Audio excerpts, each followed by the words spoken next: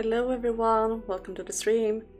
I hope you're all doing okay today and that you're ready for some more The House in Fata Morgana. My goodness, am I groggy today.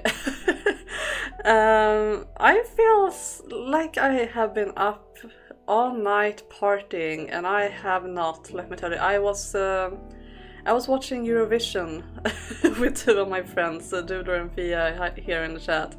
And apparently that was enough for me to feel completely out of it today. I'm too old to be staying up after midnight, apparently. My body cannot handle that very well. I couldn't really fall asleep. Like my brain was just on haywire. My thoughts just was running amok in there. So that might be one cause of it, of me being so tired today as well, since I didn't fall asleep immediately either. But yeah, I feel like I just woke up. I've been up for about an hour, but I feel a bit dead, a bit drunk, to be honest. Sounds like you got a taste of nocturnal and now body's like daytime is. Yeah. Yes. And yes, I am definitely too old for this shit. I mean, I'm over 200 years. Give me some slack, okay?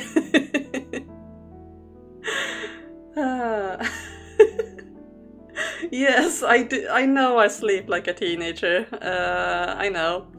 And especially today, I was actually quite shocked when I was waking up and I was like, oh, wait, it's lunchtime already. Oh, crap. So I made myself brunch, actually, egg sandwich and a smoothie and stuff. So it was a mix between breakfast and lunch. Hopefully I will not get too hungry for a while, I think. But yeah, The House in Fata Morgana today. Last time we had girl talk with the girlies. And we met Maria and we found out that Pauline, or actually we found out that the nun is in fact Pauline. So the pieces are starting to come together here. So now we still need to talk to Yukimasa and get his perspective and get him to help us with his key. And then we have the Lord left, and Maria is telling us that she is not involved with him in any way. She wants to kill him, but that's it. So we will see what the connection is there, because Pauline is pretty much denying her connection to Yukimasa as well. So yeah, everyone is denying their connections to each other. And certain someone found a love with BL. What? What do you mean? Explain. I'm too groggy. You need to use small words with me today, because my reading comprehension and my English comprehension, I feel, is very poor today. Do explain yourself, Day.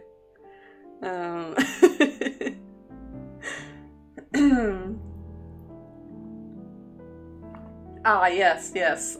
Nelly wanted to have the brother to have a relationship with Michelle, because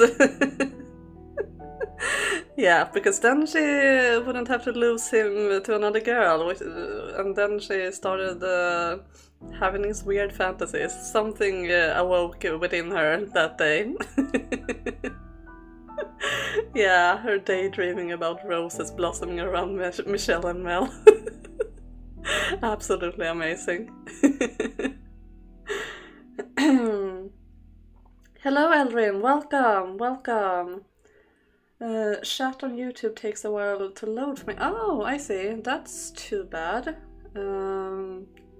Hope it fixes itself. I don't think it's something I can do there, so hopefully it will sort itself out. But hi, welcome. You are very welcome to be here. On this 27th stream of the house in Fata Morgana, we are still going with this. We have been going since January. It's gonna feel so strange once we are finally done with this. A bit sad actually, but we're not there yet. We have a lot to go. I think, depending on how far we get today, I'm thinking we have today and then we have tomorrow, and depending on how far we get today, we might get finished tomorrow. Otherwise, I think maybe just one more for the main game, and then we are going to get into Requiem, which will be very fun. I think it's a YouTube problem. Yeah, probably. You won't be here long, have something to do, just want to say hello? Okay, that's perfectly fine. I'm very happy to have you here for this short while then. You are very welcome. Alright, I think we should jump into the game. I left you guys on quite a cliffhanger last time as well, whether to follow Maria home or to leave her to her own devices. So yeah, let's pick something, shall we?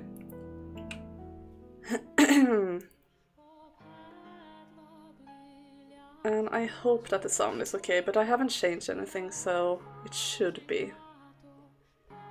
Alright, do you guys want to see a potential bad ending, or should we just go for the true story? If Cloud steals panties, Michelle becomes a stalker. He's not gonna stalk her, he's just gonna like walk her home like a gentleman. Michelle is a good boy. He is not like Cloud.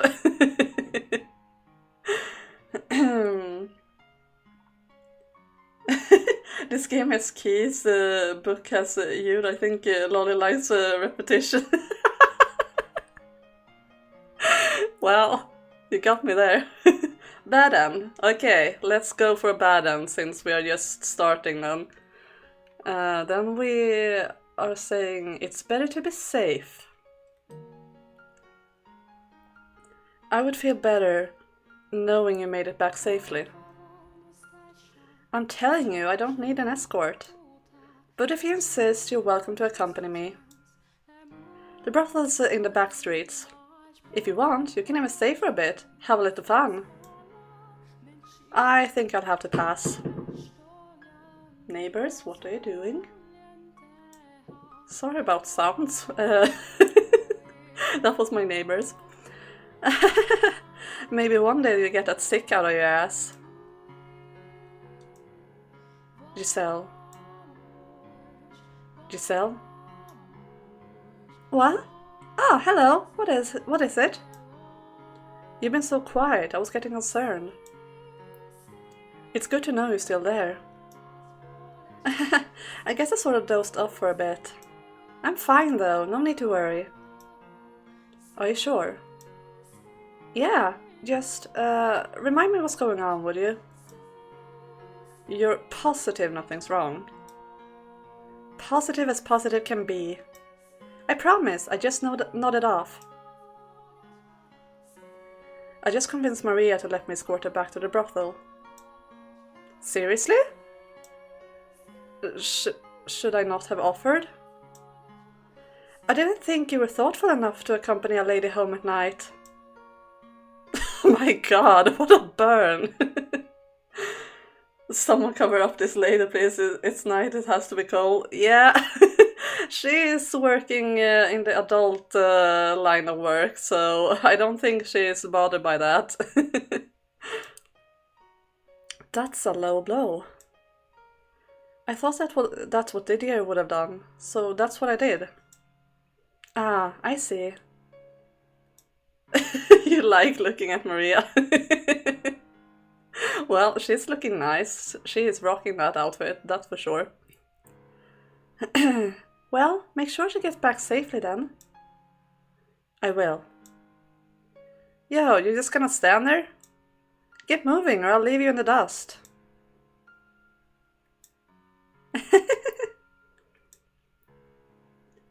I don't care if she works in an adult line of work or a kid line of work, a cold is a cold. True, true. Alright, this should do. The backstreets aren't particularly welcoming to new faces popping up and wandering around after dark. Wouldn't want you to get mugged on your way back. I don't need that on my conscience right now. Alright. Out of curiosity, is the brothel you work at now the same one that was attacked 4 years ago? Nah, different place. Unless someone's done something with it, the one from 4 years ago is still abandoned. I've thought about fixing it up, getting everyone back together, but there's not many of us left, and, well, I'm not even sure I want to go back myself, you know? She's going to catch a flu. Yeah.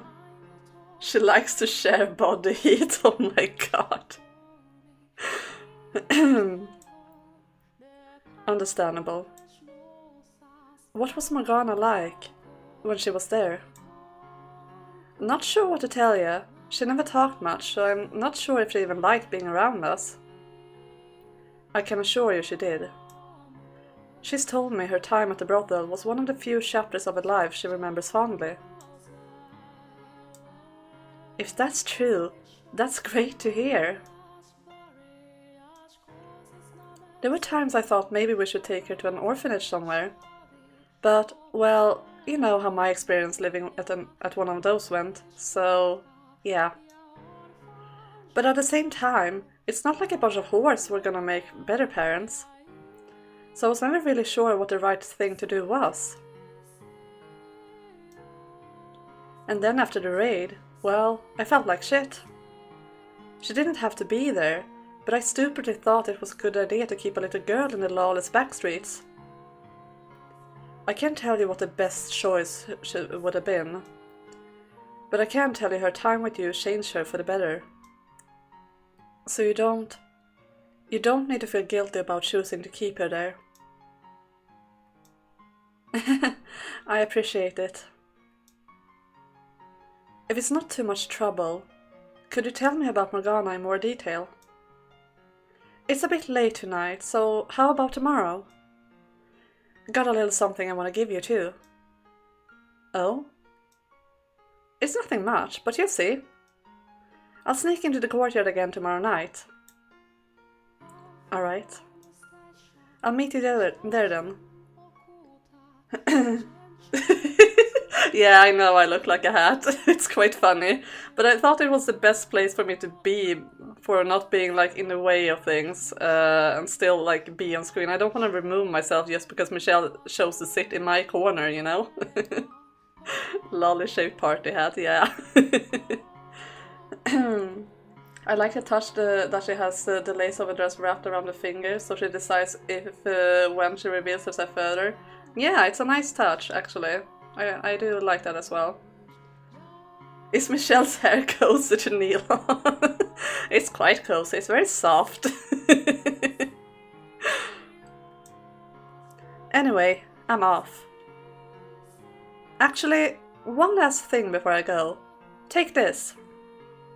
What? A knife? To protect yourself. You sure don't look like you're carrying anything. I'm not, but if I take this, then you... It's fine, I got two. You have... Collecting pointy things is one of my hobbies. That doesn't sound like the safest hobby. Anything with a nice, sharp tip sends shivers down my spine. Makes my heart skip a beat. I'm not sure those are appropriate feelings to have about blades. This reminds me of the time Jacobo gave Maria a cartridge. She got pretty excited about that too. I can understand taking an interest in weaponry, but hers seems somewhat excessive. Dangerously so. Not much of a collection if you only have two. Maybe she got more at home. I don't know why, but Michelle looks like he doesn't wash his hair. Oh my god. I think it looks nice. It looks nice and shiny. She's a knife sexual. Yeah, I do think that is an appropriate word for it. Anyway, I don't see why you shouldn't take it. She has a point. It is dangerous out at night. I'd honestly rather not be carrying a knife at all. What? Why not? They scare you. Aww, he's so cute. Ah, I'll be fine. It's only for self-defense, not hurting other people. Really, you don't have to worry about me. I do appreciate the consideration though. If you say so. Okay, I'll take it. Thank you. It's nothing. Just give it back to me tomorrow night and we're all good. Anyway, see you then. Stay warm. Self-defense can hurt other person. Well, yeah, that's true. But at the same time, if it comes to another person or yourself, I think you should stick out for yourself. Yeah. She is one to talk about staying warm, absolutely. I'm pretty sure I'm dressed much warmer than her. We should get going too. Alright. It is chilly tonight though.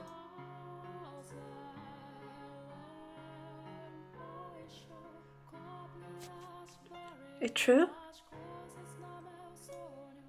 Did you hear that? I thought I heard a voice. I did. It came from the bushes over there. I'm going to see if I can get a little closer.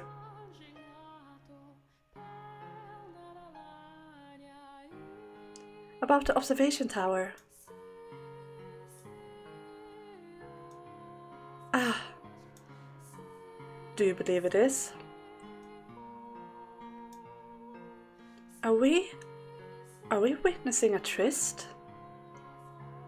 If Fia gets a maid, I pity them for the amount of polishing and wetting they need to do. Ah, yeah.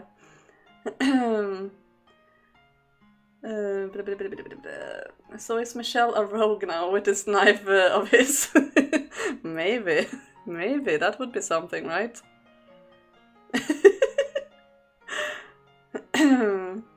Lolly needs to give me a contract first, then you need to discuss it. Wait, what are we going? Oh, work part-time at Fia's place. Oh god. Well, we are living quite close to each other, so I guess we could share, but like, I'm feeling a little bit selfish because I do feel like I need it a lot, but maybe 1 day a week? Or like a half day? Need to ponder a bit about that. Mostly needed to take my cat out once a week. Now Michelle needs to level up to level 3 and decide if he wants to be thief, assassin, or arcane trickster. Yeah. Oh my god. For Michelle, I do feel like he wants to be a paladin as well, so it's not going the way he planned. What are my neighbors doing? Sounds like they're rolling a ball or something. In any other circumstances, I would just walk away and let them be. But she mentioned the tower, so I can't. We should listen in, and try not to get caught. Agreed. Several different people have told me the same thing. That there's someone being held in the tower. Who was the first to mention it? Michelle. You know, the man who showed up yesterday. He's staying in a room in the mansion. Ah, the one with the white hair. Yeah, him. Who else told you? Nellie. And while he hasn't said anything to me personally, she says Mel confirmed it as well. I see. There's no need for concern. The only thing in the tower is the Lord's fortune. Trust me, please. Pauline. You know how many enemies the Lord has. You know how many of them would like nothing more than to see him fall. This allegation that he has someone in prison on his personal property is nothing more than a fabrication by these people. Don't be one of them. Support him. Support me. He is pushing buttons, oh my goodness. Michelle doesn't look like a paladin to me, more like a warlock. Yeah, that's true. If we're going by looks, absolutely, but in like case what he wants to be, he definitely would want to be a paladin, I think. Or at least a knight. So, yeah. Priest meeting up with the fighter, rogue is listening in. Yeah. And you can still smite with a knife. Yeah, well, yeah. But are they the right buttons? I think probably. We'll see. On top of Eldrin's comment, Morgana also wants him to be a warlock. True. Very true. It's a terrible shame Mel and Nellie think the Lord would do such a thing. Don't listen to him, Pauline. He's lying to you. Should I stay hidden, or should I intervene? I believe you more than anyone in the world. You have my complete trust, you know that. But I would still like to see for myself. If there is no one in the tower, then that proves their accusations are baseless. Pauline. I want to trust you even more, so please, let me see what's in the observation tower. Please. You say there's no one there, so it shouldn't be any problem, right? Okay. I'll talk to the Lord when he's here tomorrow. I can't let you in without his permission, of course. But once I've spoken with him, I'll take you to see what's in the tower. Thank you. It's getting late. You should head back. Okay. Don't look so glum, Pauline. We'll see each other again tomorrow night, as usual. Yeah. Well, good night. Good night. You should steal his sword, Michelle, you're a thief after all. That would go badly, I feel. So, yeah. It sounds like she convinced him. I wouldn't be so sure about that. He could always move Morgana before letting Pauline in. We'll have to keep a close eye on him tomorrow. I know you're out there. What? Show yourself. If you won't come to me, then I'll have to come to you. I have a good idea where you're hiding. Michelle. Finally decided to show yourself, did you? How did you know I was there? Simple. I can sense the presence of others. That's hardly what I would call simple for most people. I don't think Michelle has a skill set for that. Also very true. Or he should form a party with both of them. Yeah. And yes, he is busted.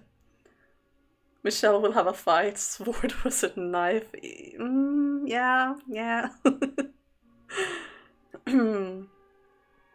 I was hoping to enjoy the show a little longer. Huh? You remember what I said at the supper about our little sideshow? What about it? Well, it looks like we have to go off script. Go off what? You still don't get it? He sounds pretty agitated, Michelle. You need to get out of there now. Can you not see him, Giselle? What? He's got his hand on his sword. I can't risk turning my back on him. I should have stepped in while Pauline was still around. I don't have many opportunities to do this these days, so I was planning on taking it nice and slow. There are so many obstructions outside, It makes this kind of work difficult. Michelle! If you care about the nun, about Pauline, if she really means something to you, then you need to set Morgana free. Keeping her locked up will bring no one anything but pain, and that includes Pauline. And why should I care? Michelle! Well, I hope that Michelle has a lot of dexterity and high AC. Well, we are about to see, aren't we? D&D wise, his best class for him would be a wizard, lots of books. Yeah, true. I like that we are making this practically into D&D. What is even going on? I feel something resembling a gale. And the next thing I know, the man's inches away from me, swinging his sword down. The knife. Miraculously, I managed to get the blade out just in time, catching his sword mid-descent with a sharp clang. For a very brief moment, a look of perplexity crosses his face. Now's my chance to run.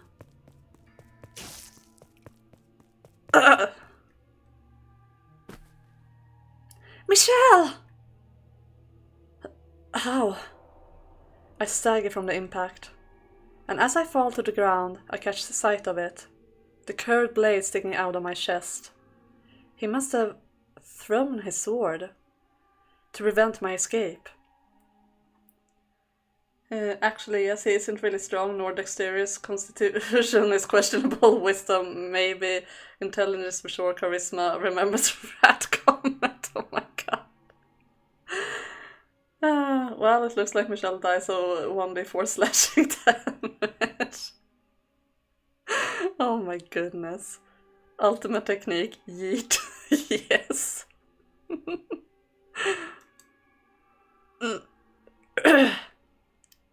Michelle! Michelle! What's happening? Stay with me! You have to stay with me! I focus on the searing pain spreading through my chest to keep my mind from going any hazier. I begin crawling, trying to put some distance between us. And from behind, the man slams his heel into my back. How anticlimactic.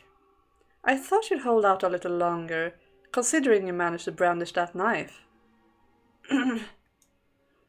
Don't! Please, what are you doing? Get away from him! I'm begging you, spare him! There's a name engraved in the handle. So it's not even your knife. Maria. Put that down. Michelle! Who did you get this from? Answer me. Not feeling cooperative, are we? That knife has always belonged to me. Maria simply refers to the Virgin Mary. Well, it shouldn't be too hard to find who they are. I know it's not her, at least. So Mel, his sister, and this Maria are all colluding with you. What are you going to do to them? Okay, bye Aldrin, have a nice day. Should think before typing, I say. Well, that's always a good thing, Day. Michelle just got a chest piercing to be more goth. Oh my god. You guys. It's good that you're at least having fun at at this. So that should be obvious. Leave them alone. No. Why did this have to happen? It's not funny. The more lives you take, the farther you become from human. That's not what you want, is it? I've always been a killer. I've always had this insatiable urge to take life. But I know you also wanted to be. Enjoy your reunion with them in the afterlife. Michelle! No. At least beg for your life, would you? Don't. Please stop this. Crawl through the dirt like the worm you are and beg for me to spare you. Why are you doing this? No, please stop. Not even a scream, really? Bah, you're no fun. Stop it, don't do this.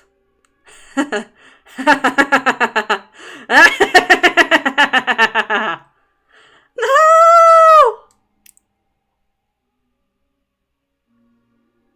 The man's deranged cackling and Giselle's desperate screams begin fading into the distance. I've long since lost any sort of idea about the condition of my body.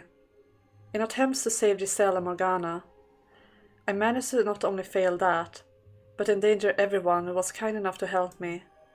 What have I accomplished? Anything at all?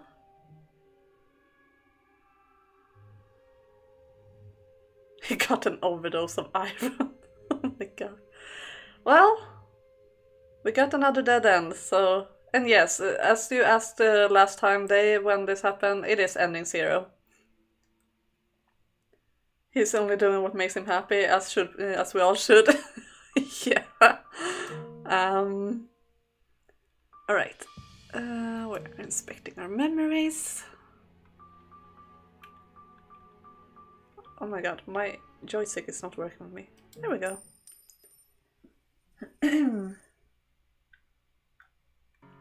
Alright, let's pick the right answer this time. If you're certain, very well. I appreciate the thought. See ya! Hold on a second.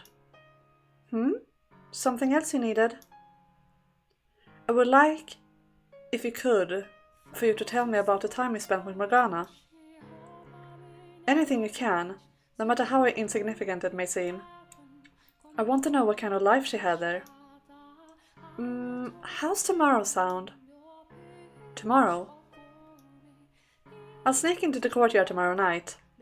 Meet me there and I'll tell you what you want to know. Why not now, though? No real reason. You just need a little time to sort things through. See you tomorrow night. Stay warm.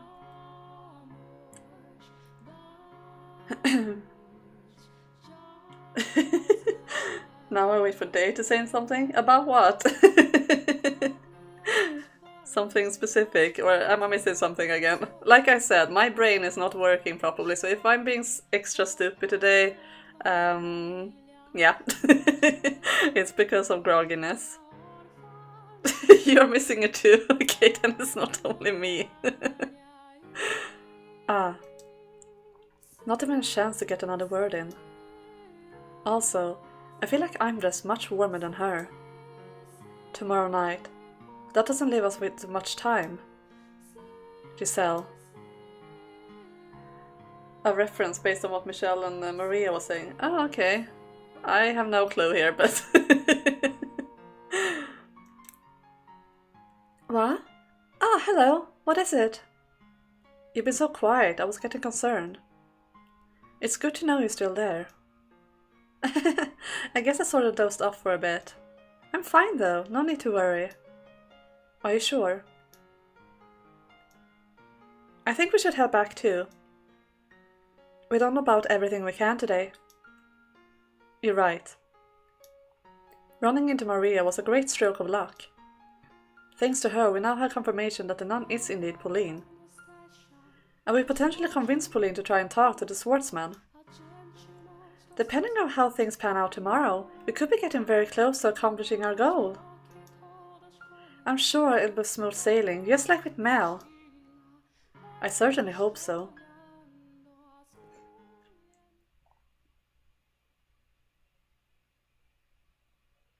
So, before you go to sleep, Do you want to talk for a bit? Of course. In fact, I was about to ask you the same thing. That's what you say, but on the inside you actually enjoy being surrounded by girls more than talking to me, don't you? And you seem to enjoy teasing me. I'm just kidding. Truthfully, I don't think I've ever wished you were there to save me more than then. I've never been comfortable in such spirited environments. Put 3 women in a room and it gets like that, yeah. It can be overstimulating. I could not have been more out of my element. I don't know, you seem to fit in pretty well to me. You really think so? You made for a great plaything. Oh yes, I'm quite good at that, aren't I? I will say, there was one thing about the whole affair that surprised me. Oh? What would that be? I did not expect I would be able to have such a normal social interaction, and not because I'm awkward or a poor conversationalist. For most of my life, I was cursed, irregular, and you were the only one who didn't treat me like that. That came to be what I saw as normal. And as such, being able to participate in a social gathering like that is very exotic sensation. It feels almost like it shouldn't be possible. You are normal, Michelle. An ordinary man. This right here. This is what I wish I always had in life.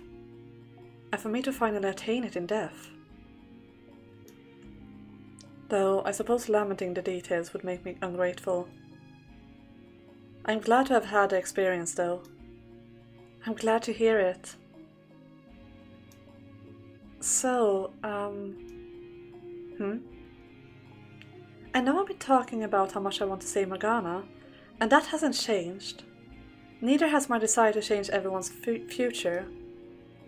But if you want to leave this place, to go somewhere far away and have a life of your own, you have my full support. You got everything you ever wanted. You have the right to choose to stay here, live in this time. I wouldn't dream of it. I'm not going to leave you trapped in that darkness. I will not make the same mistake twice. Regardless, there's no point in me choosing a life without you there as well, in the flesh. Okay then. Well, I'll be in here waiting. Hopefully not for long. I really think Morgana and I have a great deal in common. What? One the daughter of God, one a demon child. We were both forced into inhuman roles, living lives of solitude, constantly having things we cared about taken away from us, including, ultimately, our lives. The big difference between me and her is that I had you. If you hadn't been there at the end of my mortal life, perhaps I too would have grown to despise those who had put me through such misery. Curse their very souls. She had no one though.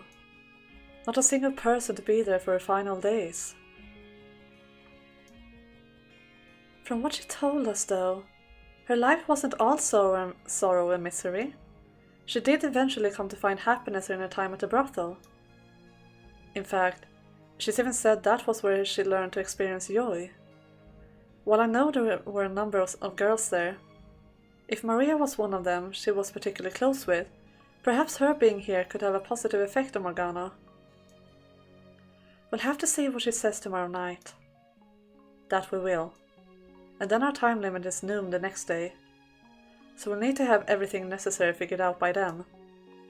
Everything it will take for her to have a change of heart. I'm not worried one bit. I have complete confidence in you, Michelle.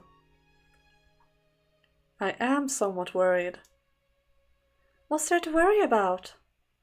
Here, I shout, you can do it 100 times. So you're planning to shear me to death? I just want every last bit of you to know I'm rooting for you. I assure you, you made that abundantly clear. Hey, there was something I wanted to tell you, if that's alright. Yes?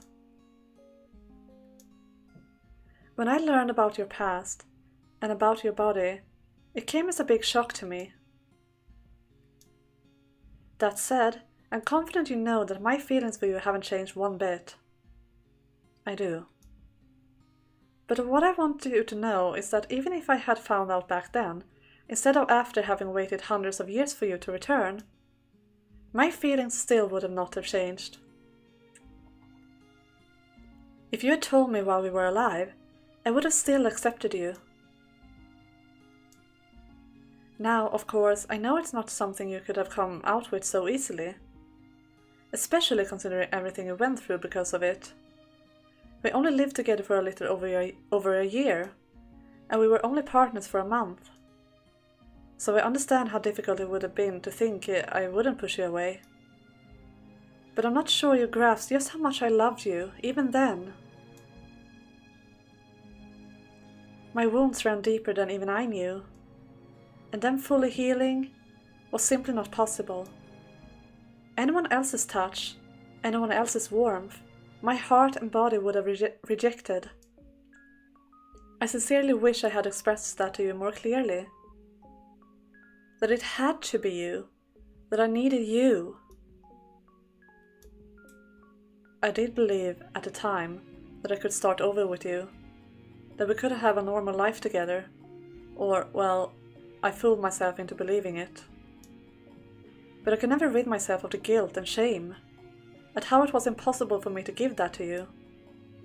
I would imagine our future together. You, smiling with our children in your arms, playing with them, scolding them, teaching them. And then I would remember, I am incapable of giving you those children, of even engaging in the prerequisite acts. And the more I wished for your happiness, the tighter that guilt constricted me. I do apologize for not saying anything. You carried far more weight than any one person should ever have to carry alone. But you don't have to do that anymore. For one, I'll support you no matter what. And in this time, you're normal to everyone, not only me. You have allies. You don't have to take everything on yourself anymore. Adoption is an option? Yeah, well, I'm not sure really how that worked back then, but maybe that's I mean, they had orphanages, so I guess you could still adopt back then. Probably, right? I'm very, unknowing about how those things worked back in the Middle Ages, but it should have been able to be a thing, right? They could just steal a child. Oh my god. I love you, Michelle. I do. I absolutely adore you. Where is this coming from? I wanted to say it, so I did. Is that a problem? No, no problem. You're blushing, aren't you? Your cheeks are as red as tomatoes. Ah, I wish I could see you now. I'm going to open the window. Why? It's night. It's going to be cold. Exactly, I need to cool down. Oh, that's so cute!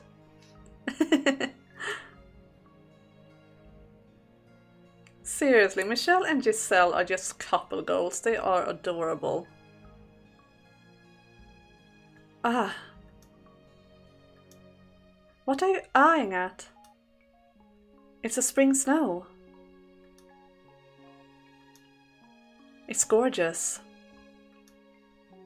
There was hardly a cloud when I was outside earlier, and now it's snowing. Are you worried Maria might catch something out in this weather? Hopefully she's in bed by now. I've never seen it snow in the spring before. Maybe I just wasn't paying any attention to what lay beyond the dark walls of that house. Maybe. Imagine being happy about it snowing in the spring. Yeah. Well, snow is beautiful, so I can understand it in a way. And like, for Michel, it's special because he's been like constantly locked in darkness, so I can understand it, but yeah.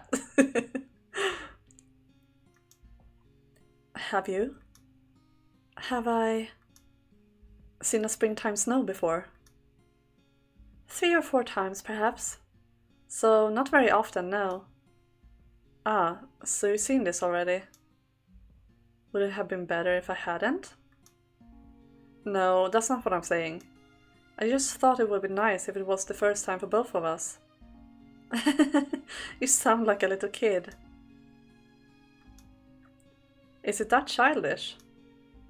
Well, I don't mind either way.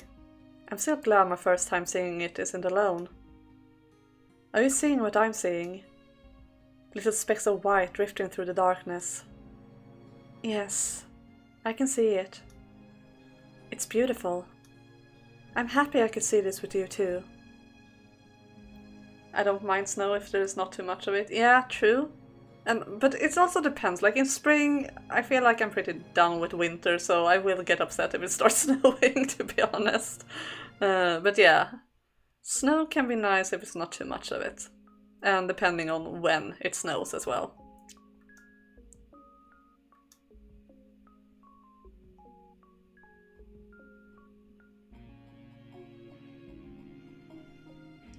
You don't want the wind to cool you off too much now. I think it's time for you to warm back up. Sorry, I was so engrossed by the sight. Maybe it'll stick and you can see it again tomorrow. The grounds will be quite lovely covered in snow. But for now, you should get some sleep. I suppose. You already passed out once today. You need to make sure you're well rested. Hard to argue with that. I'll be counting on your help again tomorrow. Our success or failure depends on how tomorrow goes. That it does. Let's make it count. Good night, Giselle. Good night, Michelle.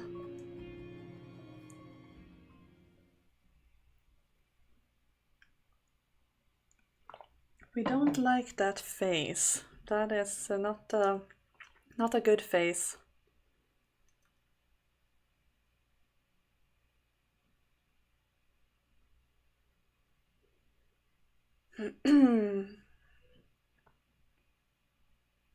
One day until her death. We are getting out of time.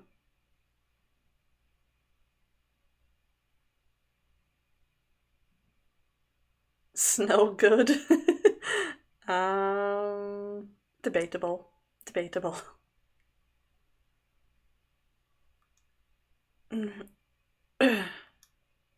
Huh?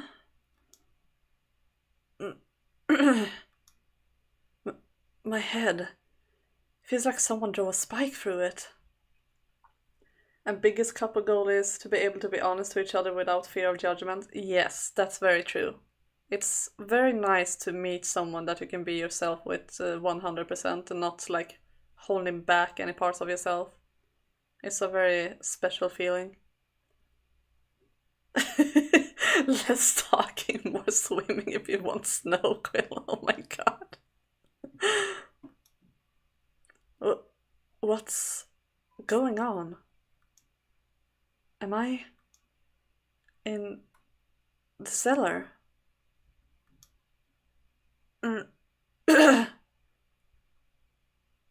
I almost feel that way with Day and now you. Oh, that's perfect. That's perfect. I feel that way around you guys as well. It's really, really nice. I feel like I can be my true, authentic, weird self with you guys. So, yeah, it's very special. Well, my hands are tied up behind my back. What am I doing down here? Wait. Giselle? Giselle? Say something, Giselle! Unable to make any sort of sense out of my circumstances. It's not long after I regain consciousness that panic begins to sink in. Like, no, they are not doing BDSM. Oh my god. Giselle isn't here, you know. So it's not couple goals, it's something bad happening. And the most unsettling thing of all, the most frightening detail, is the fact that I can't hear her voice. Awake, are we?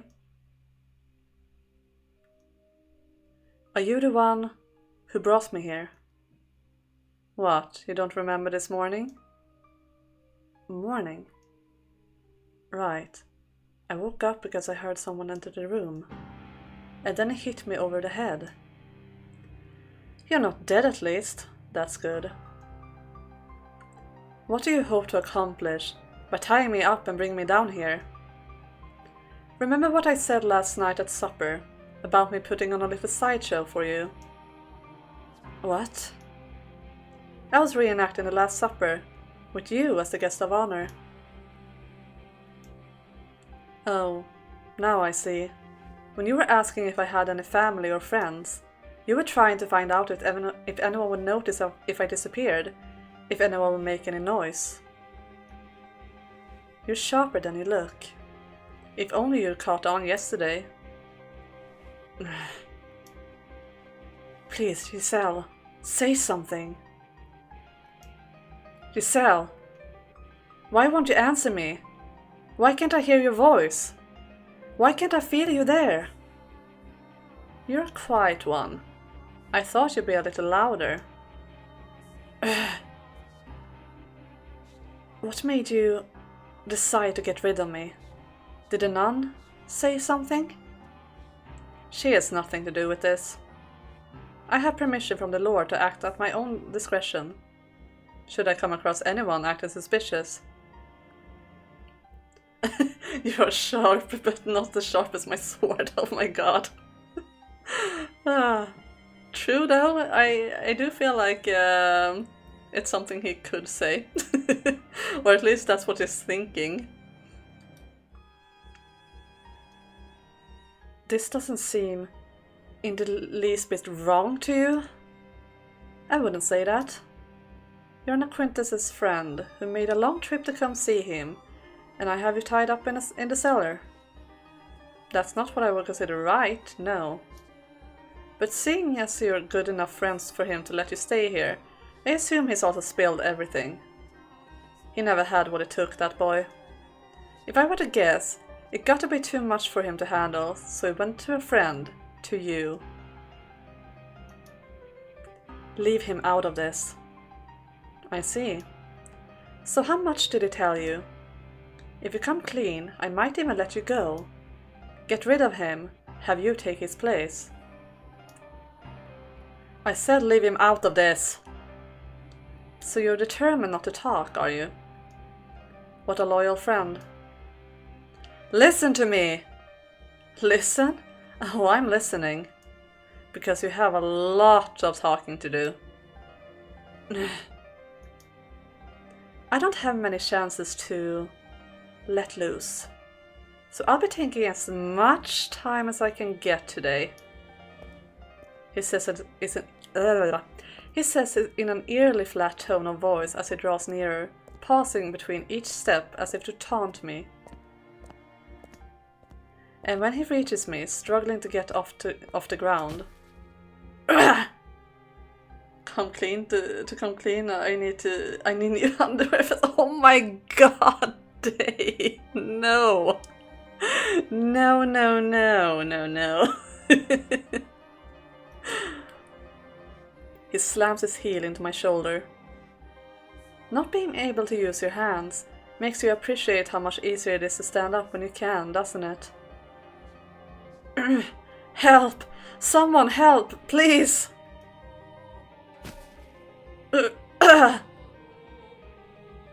Don't waste your energy. No one ever comes back this far. And the door's so heavy, your screams would never make it out. But that's the least of your worries. The door to the cellar's been locked, and the only key is right here. There's no getting in. If you can run fast enough, you might have a chance of making it to the door and escaping. Wanna test your luck? I doubt you can make it. He puts the full weight of his body into his heel, pressing down on my spine, turning my breaths into gasping sputters. I gather together all my strength, but even that isn't enough to overpower him. Now you're going to tell me everything. What are you and the boy scheming? What's your endgame? Who else is in on it? Damn it! I don't have many options here. What can I even do in this situation? Tell me what I want to know, and maybe I'll let you live. I guess I have no choice but to tell him the truth. Alright, fine. I'll tell you everything. Just know that this isn't some attempt to beg for mercy.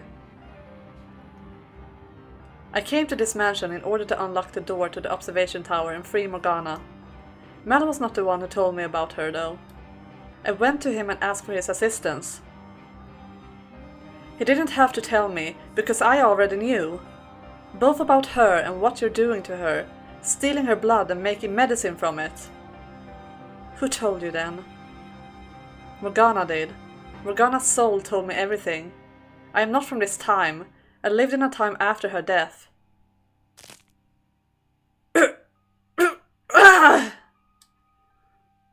It takes me several moments to process what just happened. A fire runs up my arm from my little finger, only turning into pain when it finally reaches my brain. I twist my head back to see the man on top of me holding my right hand. My fingers snap backwards at his second joint.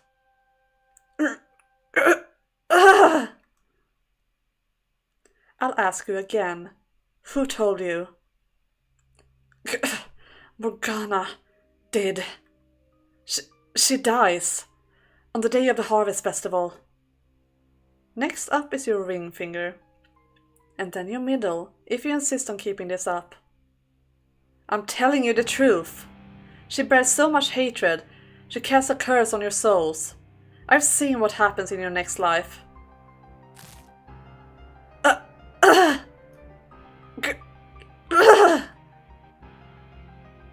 Now you're resorting to souls and next lives. I'm genuinely impressed. What lies are you going to cook up next, white-haired knave? If I don't set Morgana free, your souls will be enslaved for all eternity. If you break my middle finger, how can the heart is in the way. How can I flip a bird at you? Oh my god. Yeah, well, I don't think he cares about that. Imprisoned in this cursed mansion. When the bell tolls noon, on the day of the Harvest Festival, you'll lose everything. All of you will. You cannot escape it unless you do something. And the nun, the reason you locked Morgana up in the first place, she won't be safe either. She'll be killed.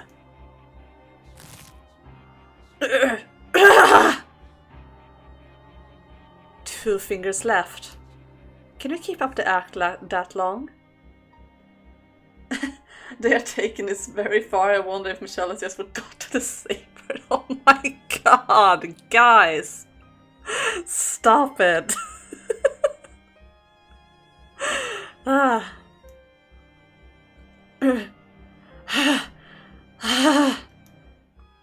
Everything I'm saying is the truth. I've seen it all, with my own 2 eyes.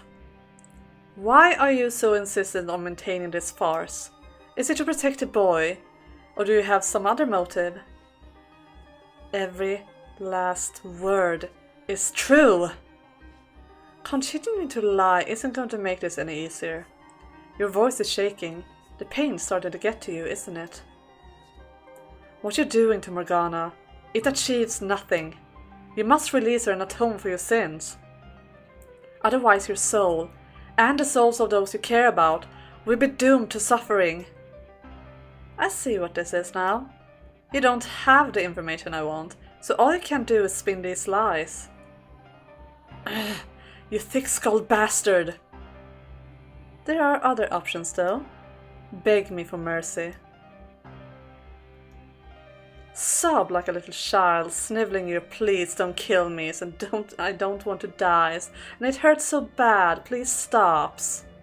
Grovel on the ground, you tiny pathetic man, and if you can entertain me, maybe I'll consider it. I will never shed another tear, and I will never beg for your damn mercy. Nothing I've said to you has been a lie. Some cheap attempt to fool you into letting me go. Every word of it is true. I know the sins you burden your soul with. I know the fate that awaits you in your next life, and I will gladly tell you every detail.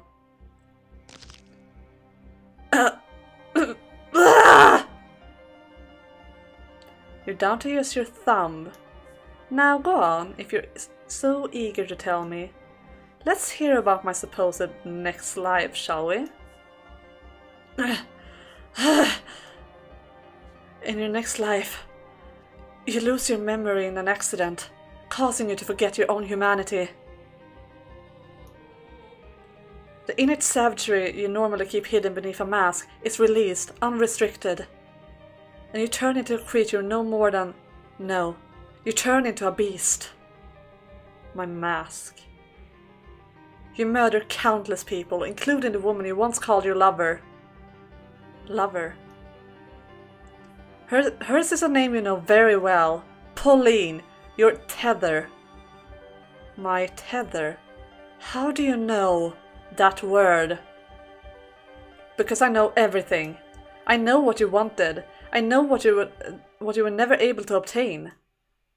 You idolized humanity and you yearned for peace. You're telling me I killed a nun in my next life. I am. That is the fate that lies waiting for you. Her love for you is so strong, she refuses to believe you're dead. She leaves her seaside hometown in search of you, and she finds you. But you slaughter her. Did you say she lived in a city on the sea? In addition to her, you also lose someone else. A woman who tried to give you the peace you so desired, which eventually causes you to succumb entirely to instinct. Enough!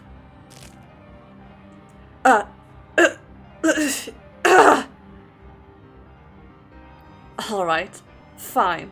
Now I know what you are. You're no mere seasoned liar. You're some kind of evil spirit that deceives humans. You're peering into my heart, tailoring your lies specifically to manipulate me. I am not. I swear, I have seen everything that happens. Enough! But there's a chance you can change your fate. All you have to do is cease your involvement in Morgana's imprisonment. Set her free. Allay the hatred she bears for you. Are you deaf? I said I've heard enough. Release Morgana. Save your soul. Give her a better future. Silence!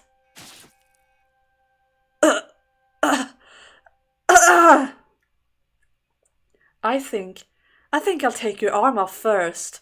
Cut right through your shoulder, nice and slowly. Don't.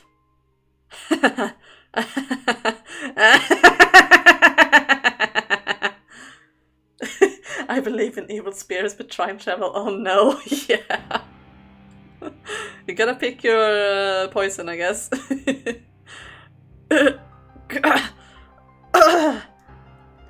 You'll still be attached for a while yet, don't you worry. You hear that, spirit? That's the sound of your flesh ripping apart, the sound of your muscles being severed.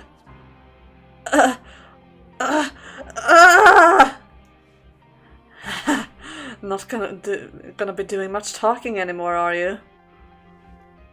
Not through the pain, you aren't.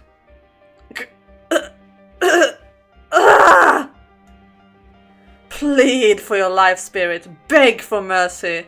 Admit it was all a sham. Apologize. Let the room be filled with your cries of agony. Nothing was a sham. Every last word. It's all the truth. I'll rip that head right off your shoulders. I don't care who or what you are anymore. You're dead! You will not do no such thing. Get back! You will not harm him further. Pauline. What? What are you doing here, Pauline? I told you to stay away. And the door was locked. I opened it. You go, Mel. One of Nellie's hairpins was long enough to get into the lock and undo it. She won't be getting much use of it anymore, though. Busted it up pretty badly in the process. So many potential clips to be made here of evil Lolly. Yeah. I hope it came out good, because my voice, it's hurting a bit. Not gonna lie. But it was very fun. The locks on the tower door are too complex, but the one here is a lot simpler. Bet you never expected me to go cat burglar on you, huh? You stupid boy! Oh, what was your question last night again? Something about being on the edge of a cliff or whatever? Well, here's your answer. I'll do everything I can to save both of them. This is terrible! How could you? Oh my, you're badly hurt. Sit tight, I'll call for a doctor. Don't worry about me. You need to talk to him. To get him to talk. We got to do something about you, though. I get that won't patch up at least, until you can get it properly checked out. Thank you. Was it you who went to get Pauline? No, I ran into her while I was looking for you, which is when she told me she was looking for him. Neither of us were having any luck, so we scoured the mansion together. And when we reached the stairs to the cellar and heard the screaming, my worst fears were confirmed.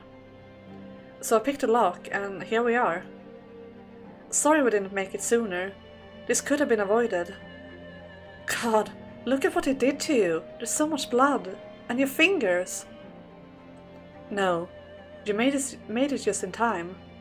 My arm's still attached, and I'm not dead. Neither of which would be true without you. So I guess that means I actually did something good for once. Did something for someone other than myself. That you did.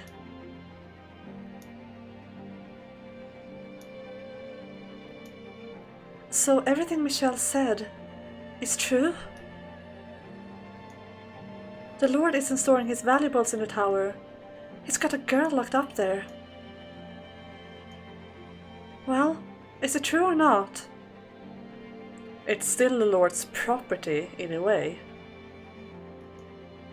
The church is being funded with her miracle blood, so that makes her valuable, yes. So you're saying I've been handing out human blood and telling people it was medicine? Not human, witch. No, Morgana is a human girl. She hasn't become a witch yet, at least not here. All this time, I've been lying to the people who believe in me, without even knowing what I was doing. Like you said, you didn't know. You haven't done anything wrong. Ignorance does not excuse sin. All that time I spent with you, and I didn't notice anything wrong. That was the idea. You weren't supposed to notice anything. It's not your fault I deceived you. It's unreasonable to think you should have been able to. All that... You did it to help me though, didn't you? Like a stupid little girl, I assumed it was all out of the good of your heart. Never once stopping to think any deeper than that, about where it was all coming from. Maria was right. I was blind.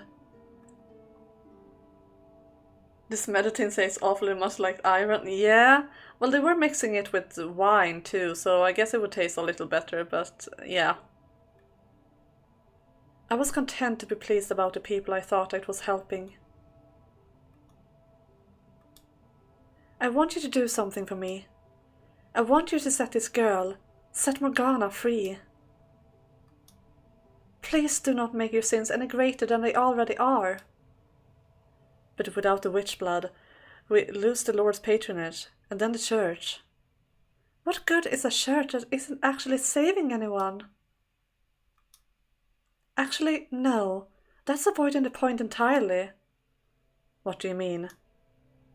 To tell you the truth, I never really cared about the church at all.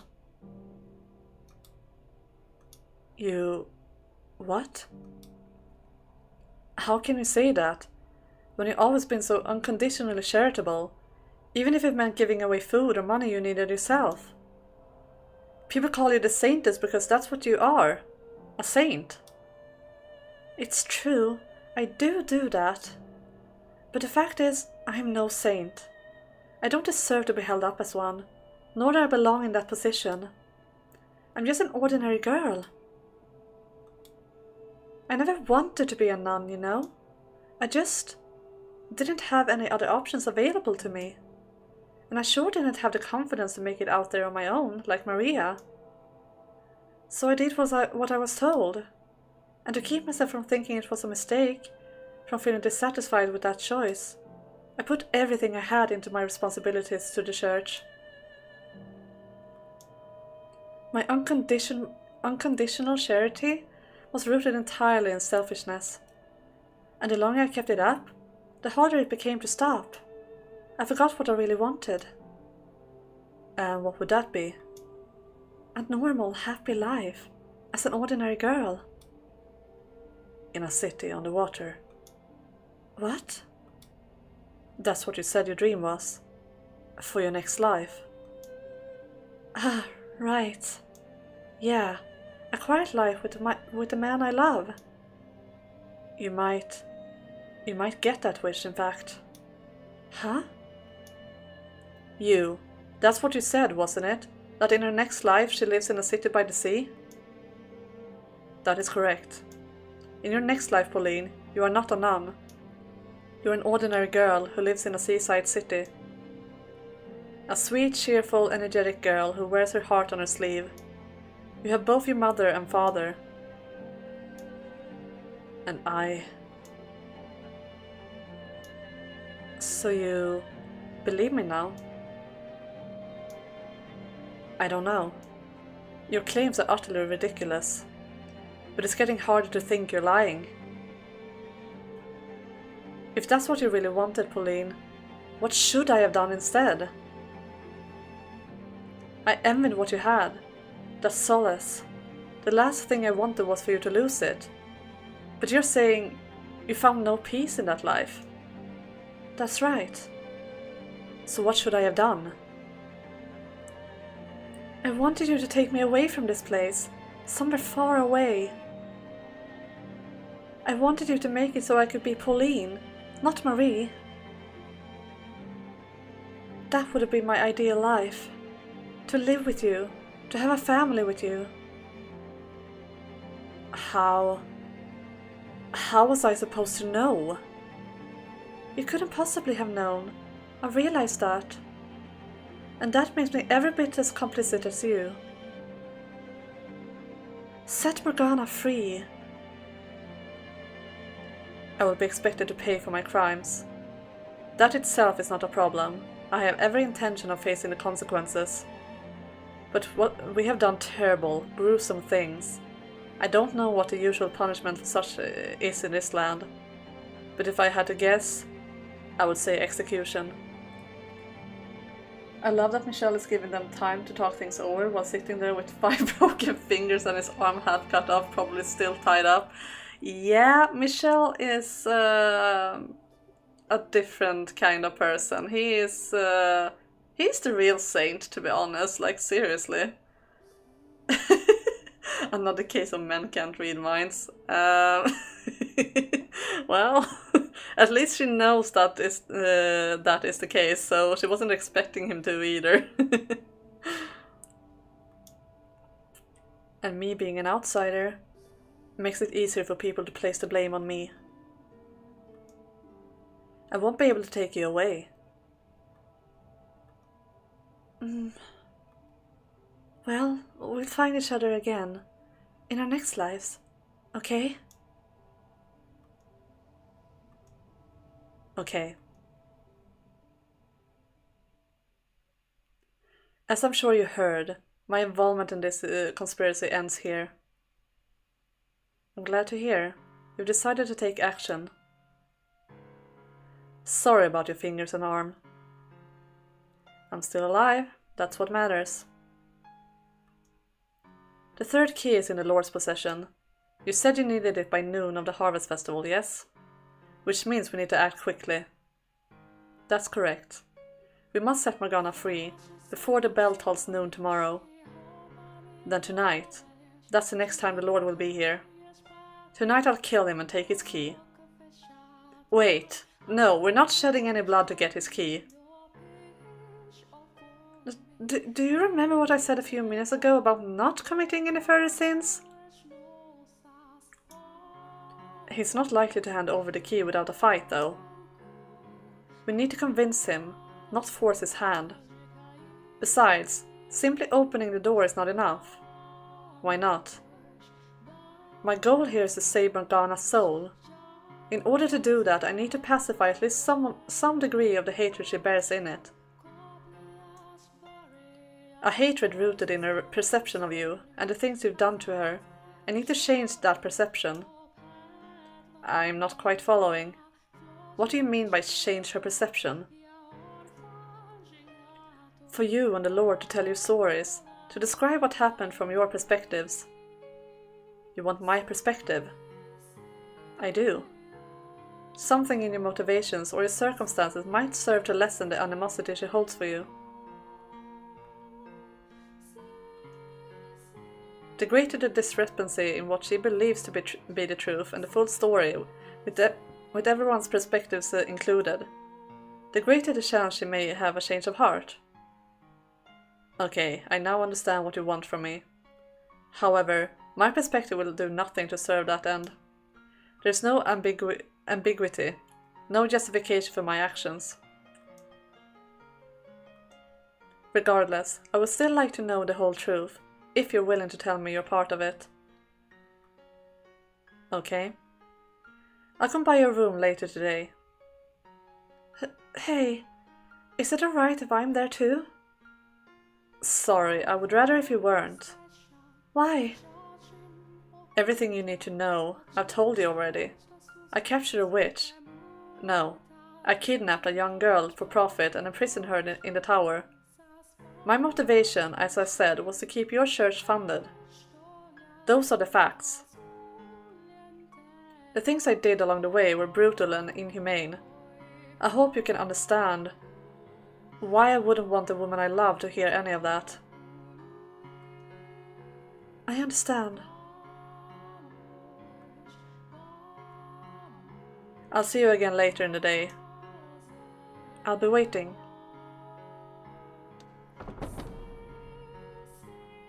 I should get going too. You're going to need medication and something to get that arm dressed properly. And if there's anything else I can get you, let me know. If you want to see a doctor, I'll find you the best one I can. I'm so sorry for ever doubting you. No, I understand. I'm glad you came at all. Me too. Well, see you. It's like in some games there is a character who attacked your home village and kills your parents. Later they join your party. Oops, sorry about that. Yeah. I can see the similarities, yes. I'm kind of surprised. He's actually got a soft spot, huh? And I was sure you were full of it when you said the two of them had a thing going. What does she see in a guy like him anyway? He's hot, Mel. He's hot. She's got bad taste in guys, that's for sure. What's with that look? Just admiring your rather inappropriate remarks. Sorry. I was just so relieved it kind of came out.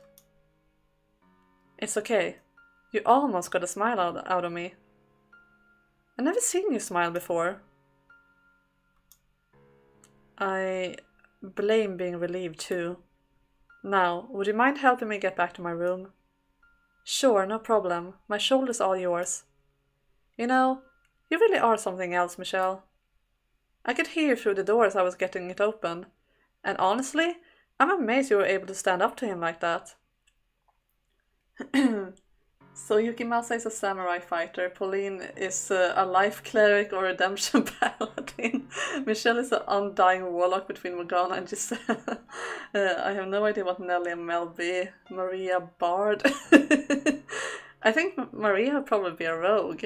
She likes knives, so...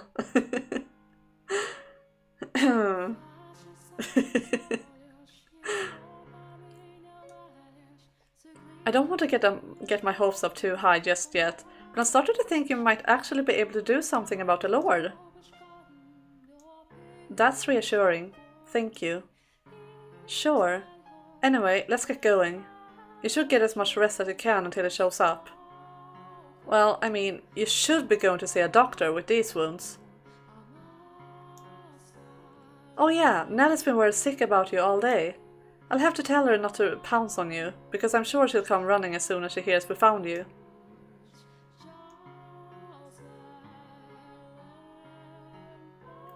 She likes weapons but does more intrigue manipulation. Yeah, true. Giselle, you were right. I do have people here who will support me. People who are grateful for me and who show concern for me. But you have to know, Giselle, that it's your voice I want to hear more than anyone else's. Why can I not hear you? Where are you, Giselle? Giselle.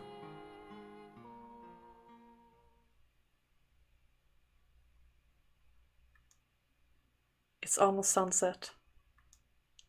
Looks like the snow didn't stick. You couldn't actually see the snow last night, could you, Giselle? Was that when the light started fading from the sphere of darkness encasing you? Or had it been going on even longer than that? Why didn't you say anything? Not a word. I don't believe you're gone for good. You're still out there somewhere. I know it. And I will come for you. I swear it. Just a moment. Here I am, as promised. I heard you talking, so I thought there was someone with you. But you're alone? It's only me, yes. I see. As I told you earlier, my perspective on events will do nothing to change Morgana's mind. I would still like to hear what you have to say. Alright. Not being from this land, I don't believe in the local god, nor do I think priests and preachers are any better than con artists. Where did that come from? What I'm trying to say is if I give a confessional, it won't be to another human. You're an angel.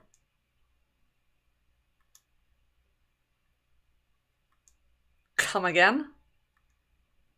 The angel from the stained glass window. That's you, isn't it? Wait, how on earth did you come to that conclusion? I was thinking about everything you said earlier in the cellar.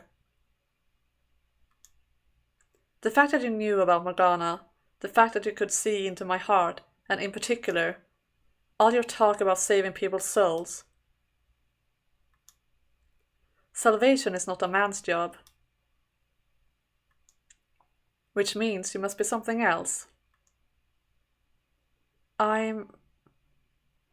Oh, hello, welcome, welcome. You're from Brazil and you love my videos. Thank you. Welcome to the stream. I hope you will enjoy your time here. I will tell you everything. Every foolish mistake, every terrible crime. And in exchange, I would like you to tell me what I am to do next, to lead me down the path I am to take. I terrify myself. With every passing day, my ability to tell what direction I'm supposed to be heading indulges. So after I tell my story, I want you to do that for me. Please, will you show me the way? I can no more decide the path you take than you, but you saw into my heart. Giselle, if you were here, you would encourage me to agree to his request, wouldn't you? Okay. I can't guarantee that anything I'll have to say will be of use, but I will do the best I can to lead you in the right direction. Thank you. Now, before I begin, there's one thing I need to clarify. I am not in love with Pauline. She does play an important role in my life, though. That much is true.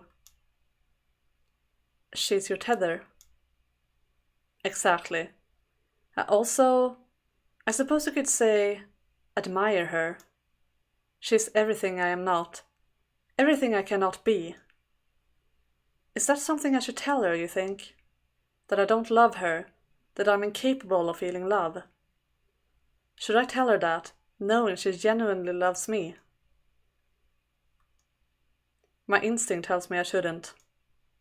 I know very well I'm lying to her, but there are circumstances in which a lie is preferable to the truth, are there not? With that said, I am ready to begin. You have my full attention. Alright guys, I think it's time for a little break. I need to stretch a bit. So, you know the drill. Do stretch a bit as well, because it's not good to sit still for too long. So we do a little stretchy break and see each other here again in just a few minutes. Does that sound good? Lie is better than a truth for who? Yeah, well, I do think a lie could be better sometimes, but it very much depends. Mostly I think the truth is preferable, but it very much depends on the situation as well. Everything is not very black and white. So yeah. But yeah, let's take a little stretch break. I'll be back soon. Don't go anywhere.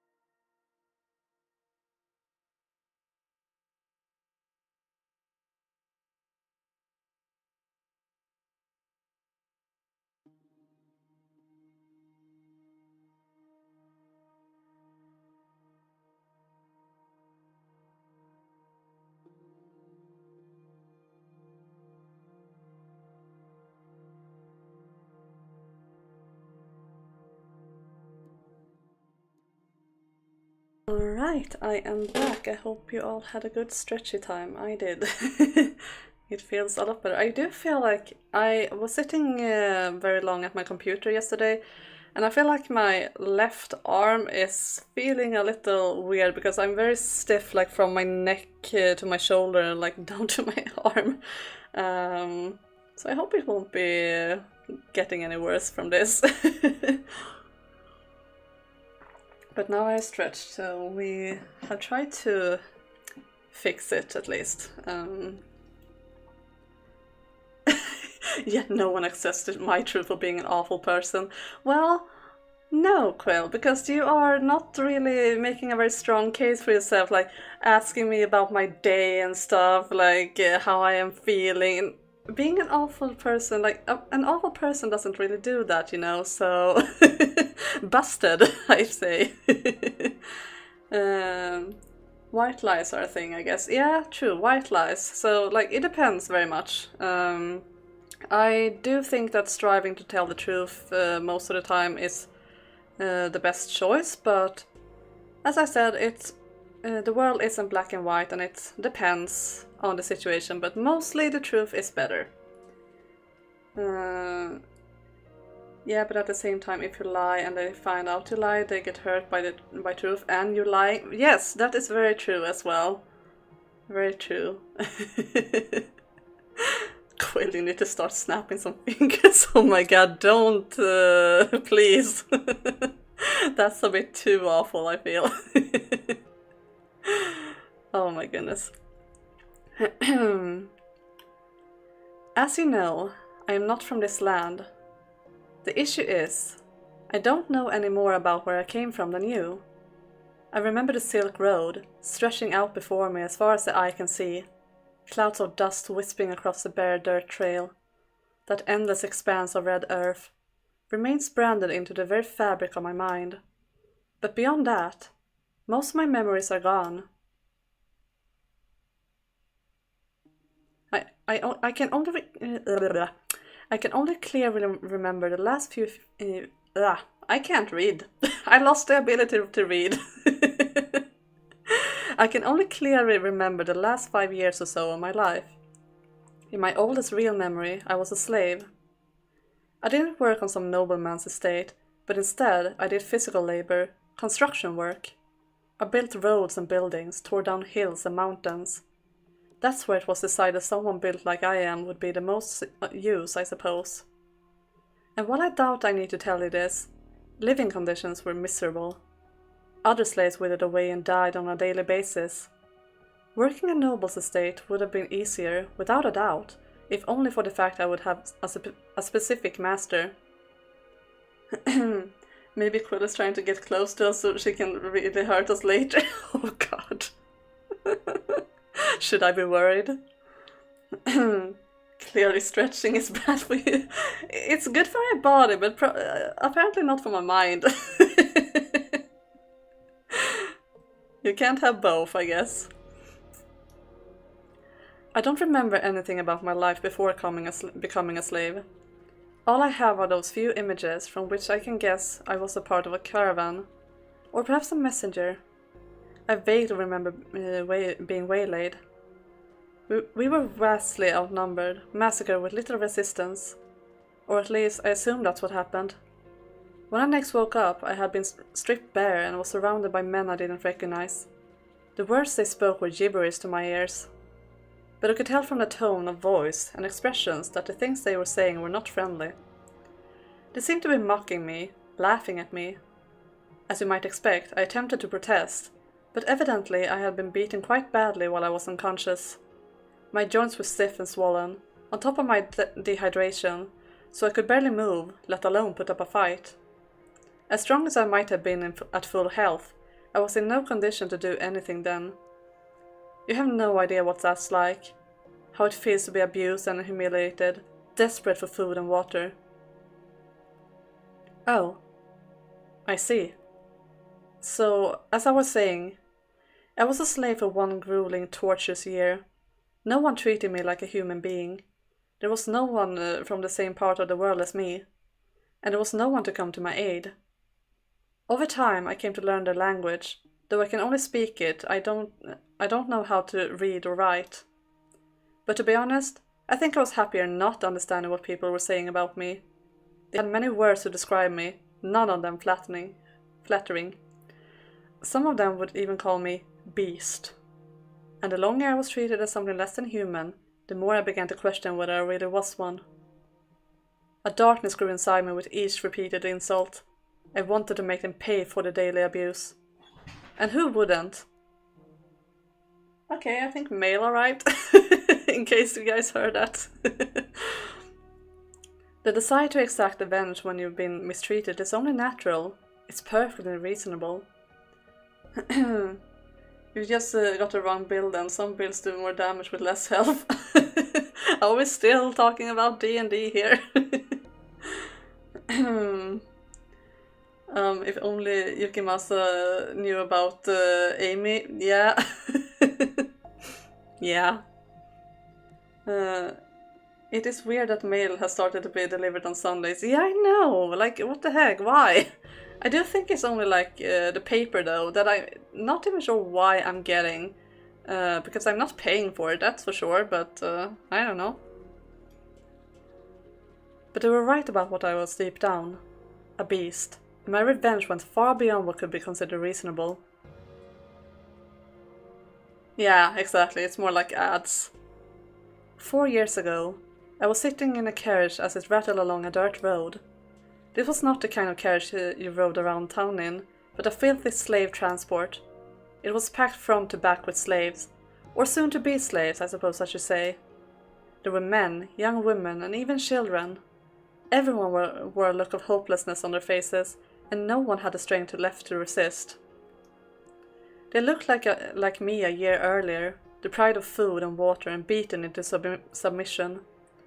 The slave traders' guards were armed, of course, swords hanging from their hips, ready to cut down anyone who showed any sign of resistance. So they sat there, lamenting their fate.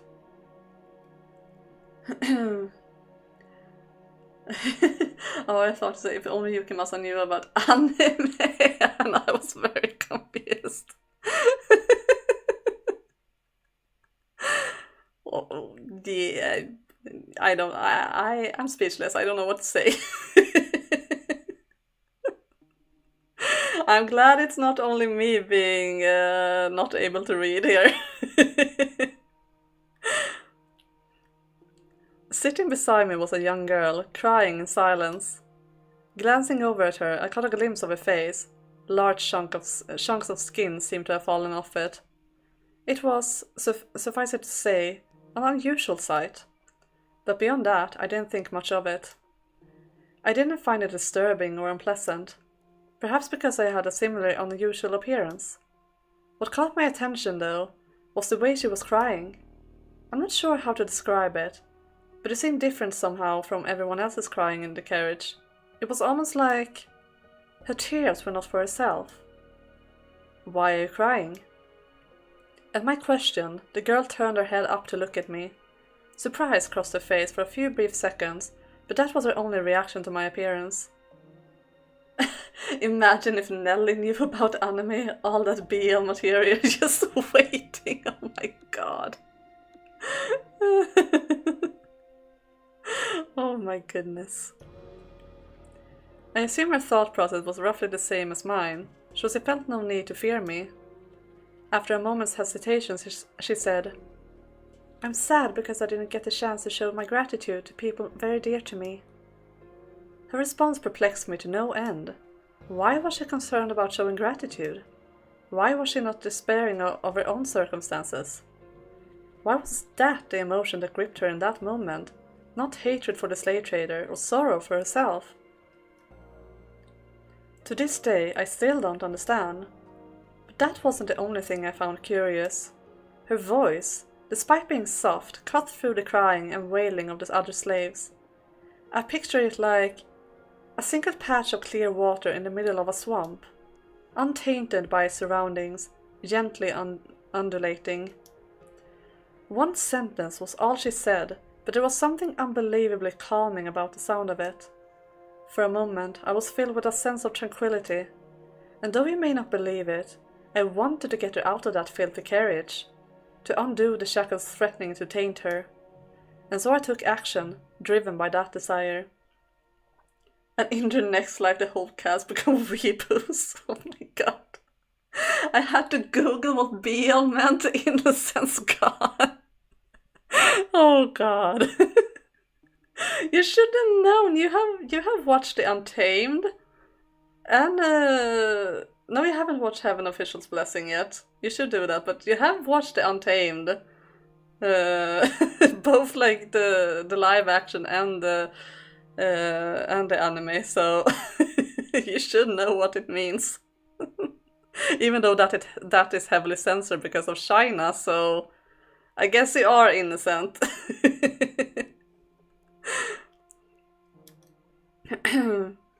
This is no lie, I promise.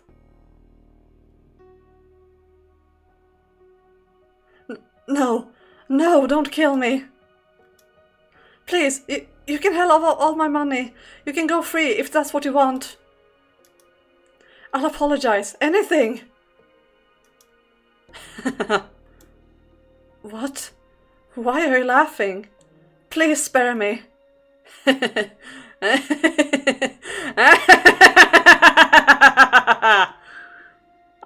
I have a wife and children, please. I'm begging you. And why should I care? Holding a sword in my hand felt amazingly right. Whatever work I once did must have required me to use a blade. Even with the shackles still around my wrist, I had little trouble slaughtering the slave traders and the guards. They let their guard down because we were restrained. The thought of anyone resisting never once crossed their minds. Dead bodies sprawled out around me. Corpses I had made, lies I had snuffed out. Look at this. See, no one can defeat me. They stood no chance against my strength.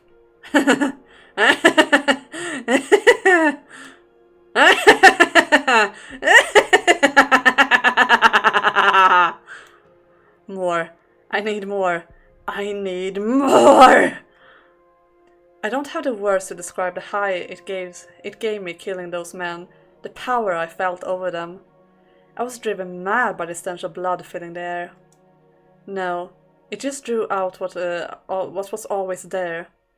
If I weren't already deranged, the corpses would have had nothing to stimulate in the first place. I never cared much about names or definitions, they just complicate and others also, I think. A good story is a good story. Yeah, that's very true. That's very true. I do agree with that. But then again, names and definitions can also help find what you like. Like if we're talking genres in particular. So it is helpful, but it can also be like a shackle because there are always those cases of... Yeah, exactly. It's more of a genre, exactly. So it can always... I'm losing my train of thought here. But yeah, it can be both like a help, but it can also be like a shackle, because there are always those stories and stuff that deviate from the genre, but still somewhat fit, and stories that don't really fit anything. Then it can be kind of difficult, but other than that, I think it's kind of good just to be able to find what you enjoy. And yeah, BL is definitely a genre of its own. So yeah.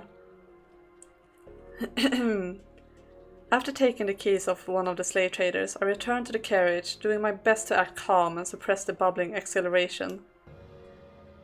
Hey, you, unlock my shackles for me. I would do it myself if I could. You. Say something, would you? But she said nothing, simply removing my shackles as commanded. If she had said even one word, let me hear that curiously calming voice of hers, then in all likelihood, I probably would have stopped there. But she remained perfectly silent. Everyone was in shock at what they had just witnessed, her included. In time, though, the slaves started cheering. The same people that had been wailing minutes earlier were now shouting praises. Our savior! You are our savior! We're free to go home! We can have our lives back! Undo our shackles, please! I'm a beast. What? I'm not a savior. I'm not a man. I'm a beast. Isn't that right? I'm a beast, aren't I? What are you? More. I need more. I thirst for more. What? Why are you pointing your... I need more!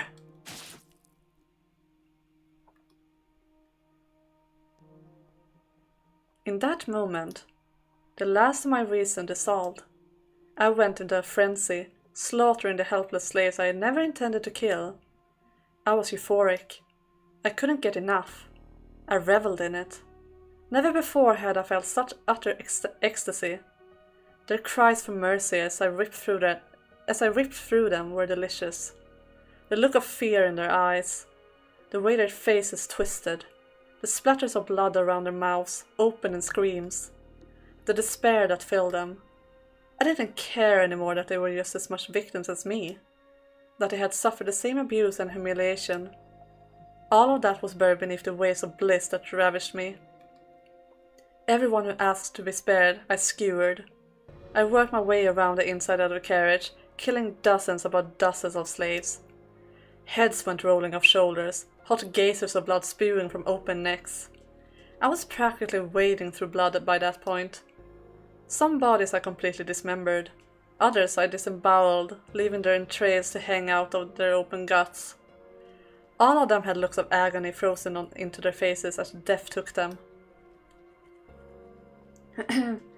Would the same story not work if one character was a girl then, or two girls, or whatever else? Doesn't seem like a genre to me, honestly. I do think it is a specific genre, actually, because I have not read or watched a lot of BL, but I do have some knowledge about it, and it's very specific, I feel.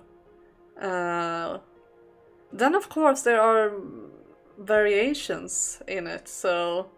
And yes, there's a thing called girl love as well, yeah, there is the opposite as well.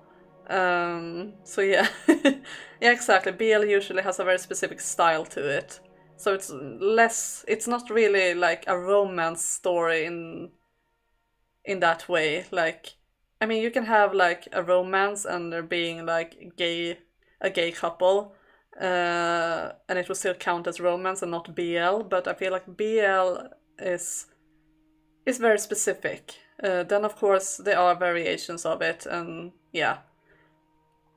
But you do know that I like showed you some of the after chapters of of the Grandmaster of Demonic Cultivation. BL is more leaned towards that kind of stuff, I feel like. More, but I don't know. I'm not super knowledgeable about it, but yeah, it's definitely a genre of its own. It's different from romance, I feel. So yeah. Having female friends in the past has taught me a lot. Yeah. I can imagine. And also that's also a thing, that BL is more geared towards a female audience, I feel. So, yeah.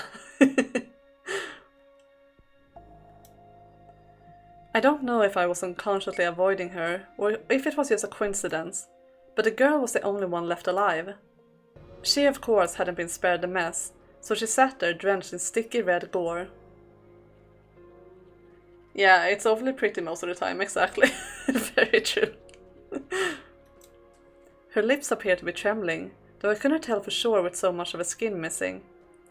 The fire inside me still burned white hot. She was the reason I had done any of this in the first place, I had stood up because I wanted to set her free, but my original intentions were long since gone from my mind. Raw pleasure overwhelmed any sense of reason. I approached the girl, pointing the sword at her neck. I expected her to scream, to beg for her life like the others, but she did nothing. Simply stared up at me. "Why didn't you run?" At my question, the girl finally spoke. "Why did you kill them?" The sound of her voice quelled the fury within me. It baffled me. I had no control over it, yet this strange girl could pacify me with a single utterance. The words she used didn't matter, it was her voice. She could have called me a monster, and it would have had the same effect. Because I felt like it. I couldn't explain my reason for murdering the slaves. I didn't have the words to express the things that drove me. All I could tell her was that I did it because I felt like it. "And why haven't you killed me yet?" I couldn't find a sure answer for that question in my somewhat rattled mind either. In retrospect, I realized now that her voice was my first tether. But at the time, I had no idea why I didn't take her life in my frenzy. I had killed other children, other women. Young, old, sad, miserable, it didn't matter.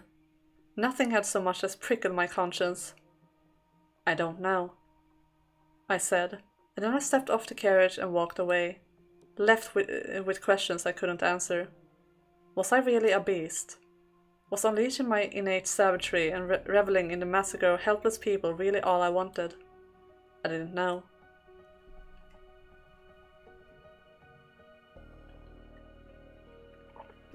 I give up. BL is the most stupid genre I've heard anyways. At least it explains something about what's going on. I don't think it's stupid. I mean, it's not aimed towards you, Dudor, so I can understand you not understanding it. But let me just tell you, it is a genre of its own. It really is. After escaping from the slave traders, I became something of a bandit.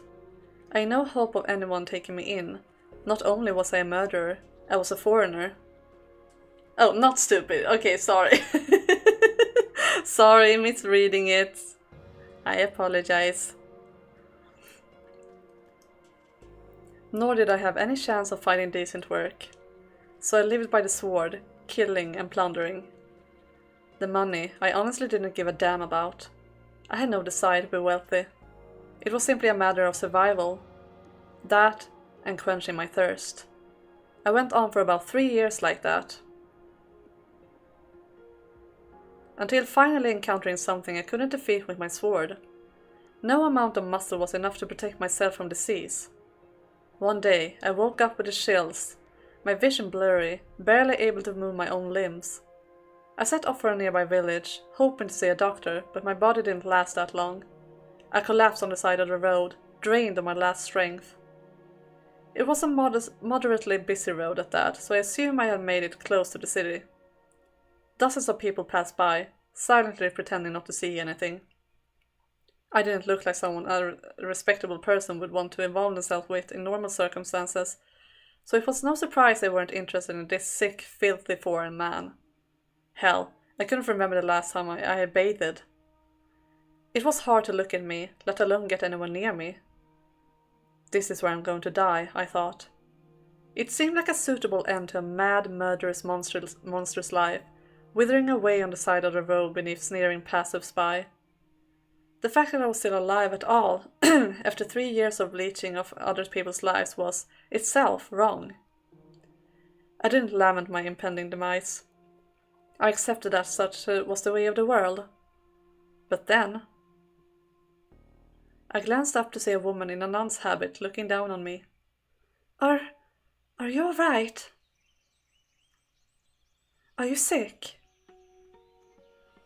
I'm going to check your temperature, okay? Wow, you're burning up. You shouldn't be out here in this condition. Do you not have anywhere to go? Don't worry, I got you covered. There's a church not far from here. Hang in there just a little longer and you'll be fine. And what is your God going to do for me? He helps people in need?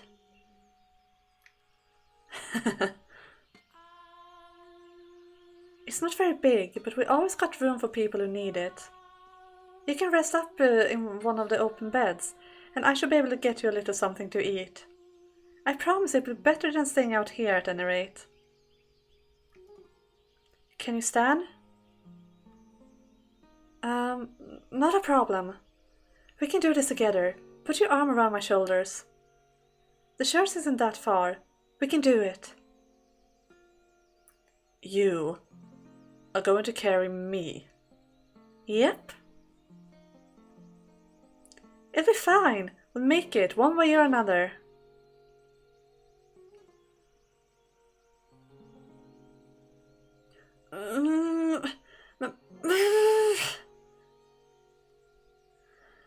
Almost. We're almost there. Just a little longer. I'm heavy, aren't I? Very, very heavy. But that's not a problem. I can do anything if I put my mind to it. You just throw me into a ditch. No, God doesn't like his children talking like that. Almost there. We're almost there.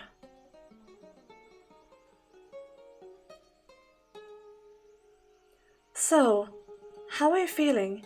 Better, I hope. I left some applesauce on the bedstand if you're feeling up to eating anything. And you're welcome to stay here as long as you need to. Why did you help me? Because that's what people do. They help each other. That's not what most people do. I like to think it is. You church people are exceptions. I'm not sure I agree with that. This woman is only showing me compassion because she doesn't know what I am. She wouldn't be so friendly if she knew I was a madman and a murderer. If there's anything else you want, let me know. I can't make you any fancy dinners, but if it's anything I can get, I will. Could you tell me your name? I'm Marie. Marie. After, who was it? The Virgin? You're not familiar with the Virgin Mary? Just look at me. I'm clearly not from these parts. Ah, yeah, I can see that. So, that would make you a traveler, huh? You speak the language really well, though. I take it you've been here a while, then. Yes, I have. How exciting! So, when you're feeling better, maybe you could tell me about the country you came from. I've never been far from home, so I'm curious what it's like elsewhere. There's nothing I could tell you. It can be anything. Tell me about yourself if you want. I'm even less inclined to do that. Get better soon, Kay? I'm looking forward to hearing all about it. I'm not sure there's anyone out there more deserving of the Virgin Mary's name. What was that? Your name. It suits you. Oh no, not at all. I'm incredibly flattered to hear you say that, but I hardly live up to the name. What's your name, by the way? I have no name. You don't? If you want something to call me by, you can choose a name for me. Anything you want. I am nameless. You give me a name. I think you should be the one to choose your name. I'd be more than happy to help, though. But you should go with the name you think is best. I see. Well, I should get going. I'll be around, so if you need anything, just holler. Bye then. How am I supposed to choose a name for myself when I don't know anything about me? I recovered quickly with a proper bed and a roof over my head. Out on the road I had been certain I stood no chance, but I was back on my feet after only 3 days at the church. My body was more resilient than even I knew. and now that I was back in health, I had no intention of sticking around. Thank you for everything. I would be dead if it weren't for you. No thanks necessary. I'm just glad to see you're feeling better. There's no need to be in such a rush to leave, you know. Stay a bit longer. Make sure everything's alright. I'm not going to stay any longer than necessary. If you're sure. Take this as payment for the food and lodgings. I can't accept that, no. We don't charge for charity. Charity is not free. You paid for it. Let me pay you back. I can't. Please, take the money. If you insist, I can accept it as a tithe. A tithe? Think of it like a donation to the church. Like you said, the work we do isn't free. Alright, then a tithe it is. Thank you, and may God bless you for your generosity. So long. Hey, if you're ever in the area, maybe you could stop by sometime. I never did get a chance to have that talk with you, and I was really looking forward to it too. I'll just cause you more trouble. What? No, you wouldn't. What makes you think that? Are you afraid you scare people off because you look different? Oh, you have to run an errand and miss the stream? Oh. Okay, have a nice day, Dudor. Bye. Are you afraid you scare people off because you look different? I really don't think you need to be worried about that. It's not just my appearance. Do you mean it? That it won't be any trouble having me around? I absolutely mean it! Okay. I'll consider it. Wonderful! I can't wait to see you again. Yeah.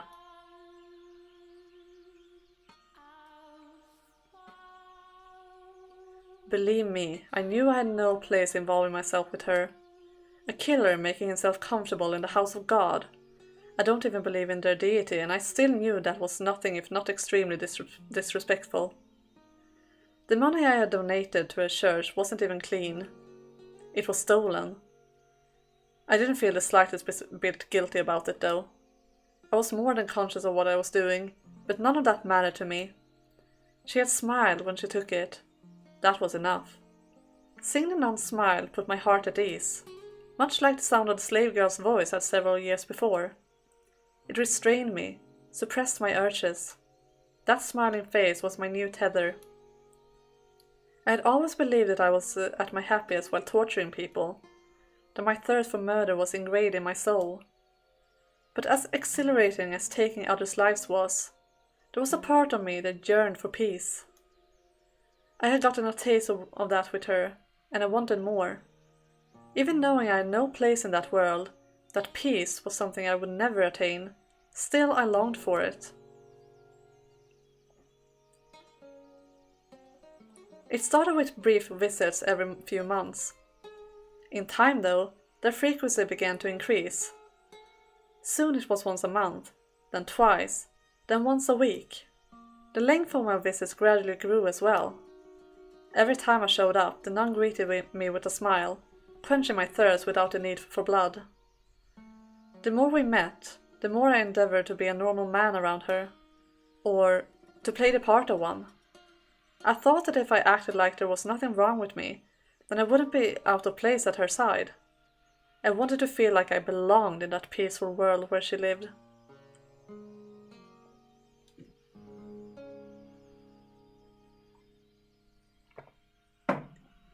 Ah, it's a giant man! Marie, the giant man is here!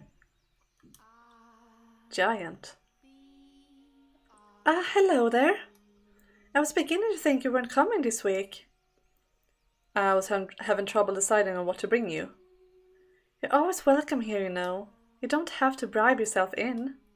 But I appreciate it, thank you. I wouldn't feel right if I didn't bring something. I bought a variety of fruits for you today, so you can share them with the children. They'll be delighted. Thank you so much. It's nothing, really. So, have you decided on a name for yourself yet? Not yet, no. Nothing at all? It makes talking to you a little awkward, not having anything to call you. In that case, the giant man is as good as anything. Did he get under your skin?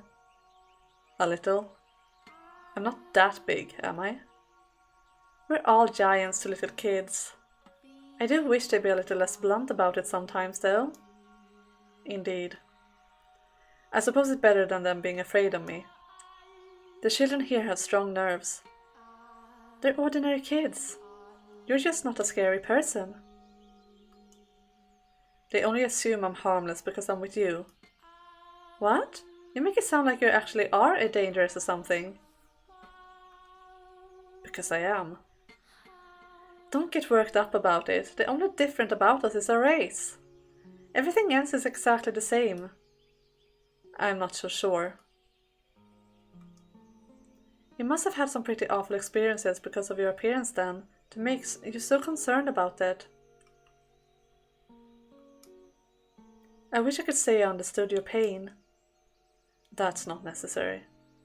But if I could, then maybe I'd feel a little closer to you.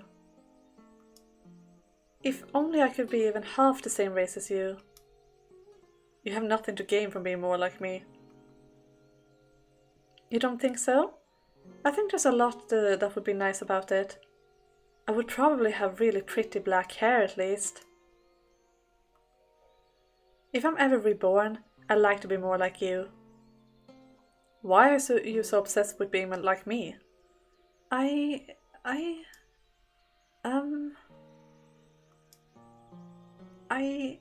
just am? Oh.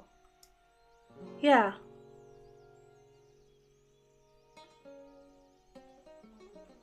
That was about the time I started noticing the feeling she had for me. At first I thought I was simply being egotistical. There was no way a woman like her would be interested in a man like me. But I couldn't think of any other explanation for the way she looked at me. Back then, I believed I loved her too. And that if we could be together as a man and woman, that I would finally be able to attain the peace I thought, oh my god! That I could wash my hands off the killer within me, defeat the urges once and for all. That I could step out of the darkness I had lived in for so long. That I would be able to see the light. That I would be able to experience love like any other ordinary man. So in the name of that hope, I took action. That foolish, naive hope. Well, what are we doing out here so late at night? Sorry for asking you to meet me on such short notice. I hope it wasn't too much trouble sneaking out. It certainly wasn't easy. So, you had something to tell me? What I'm about to tell you, every last word is sincere. And then once you heard me out, I want you to turn me down. Hope can be a scary thing. Yeah, very true. It definitely can. Getting your hopes crushed is mortifying. What? Over these past few months, I've come to at least somewhat understand the responsibilities and restrictions placed on you as a nun. But even ignoring the obligations you have, I know good and well I'm not a suitable match for you. Which is why, as I said, I would like you to turn me down. I still want to hear it. I love you. I fell for you the moment I first saw you. I know I don't deserve to be anywhere near you, but every time we met, my desire to be with you grew stronger and stronger until it was out of my control. Turn me down, Marie, please, and I will stop trying to get close to you. I am not Marie. You're not... What? My real name is Pauline. Pauline? Marie is my baptismal name. It's not the name I was given at birth. I love you too. I fell for you the moment I first laid eyes on you. I know it's forbidden, but I want to be with you too. Any free time I have, I want to spend it with you. I'm glad to hear you say that. Thank you for being honest with me. No, thank you for not turning me down. Wow, talk about an anxious day. When you asked me to meet you out here tonight, I wondered if that might be what it was about. It felt like my heart was going to explode all day. Heart explode. Guys get nervous about telling girls how they feel too, don't they? Yeah, we do. Until now, I had no idea falling in love was so hard on the nerves. Just thinking about you makes my mind turn to mush. It's hard to work like that, you know. Is it really that stressful? Is it like that for you too? Saying that you want to have black hair, now I want to see her with the out and on outfit. Yeah, me too. I would love to see what she looks like without it. I'm guessing she's maybe a brunette or maybe blonde. She has dark eyebrows though, so maybe a brunette? Yeah. Thinking about you makes it impossible to concentrate. Tell me something, Pauline. What is it? How exactly is it hard on your nerves? What? How exactly? It's like, I'm in the clouds and I want to scream and I want to jump into a lake all at the same time. That doesn't help me much. Could you be a little more specific? I'd say this is a bad lie. This is definitely a bad lie. You should never tell someone that you're in love with them if you're not. It's not a good thing to do. Really? Are you trying to embarrass me? It's like my whole body gets really hot. You mean you get aroused? Aroused? No, it... To put it bluntly, yes. I see. You're a jerk, you know. You shouldn't go around trying to humiliate ladies. Sorry, I didn't mean to. Oh, you? Well, that was insightful. So I'm not in love with her, or romantically attracted to her, or even physically attracted to her. All I want from her is a smile. Being around her doesn't arouse me. In fact, it does exactly the opposite. My fire burns brightest when I'm not with her. It all makes sense now. I just want someone to keep me how do you pronounce that word? Placated? Placated? Placated. Huh. We're learning words. First one was good. Okay, thank you. I'm disturbed through and through. A murderer and a beast. See? That's why I didn't want to say anything. I knew you would laugh at me. I'm sorry. I truly am. I did ultimately get what I wanted out of the arrangement. She became my tether, became an invaluable part of my life, even if I had no real love for her. When I was with her, I was at peace. That said, her presence didn't completely rid me of my urges. I was still occasionally struck with bouts of insatiable thirst, overwhelming desire to mutilate anyone who came into my line of sight. And sometimes, Pauline became the object of that desire. It goes without saying I never did draw my sword on her, but I had no way of knowing when I might lose control. And if I ever did kill her, then there would be nothing left to keep me from regressing completely into a beast.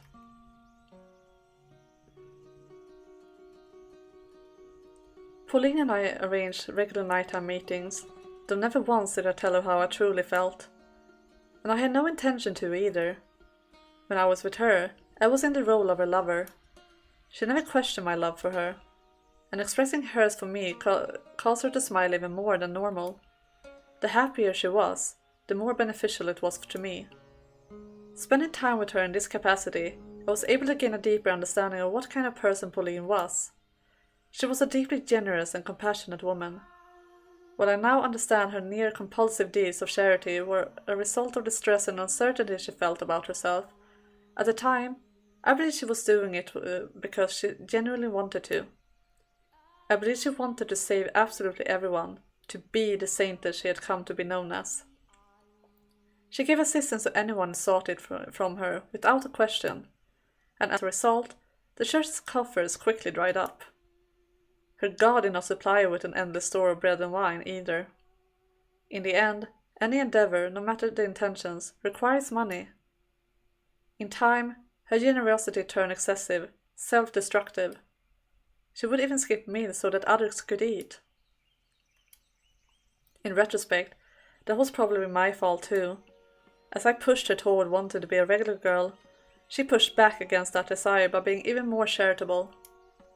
Soon, her actions started making the other nuns' lives difficult, giving her a less than favorable reputation within the church. Still, she would tell me when we met up how she wished she could help even more people.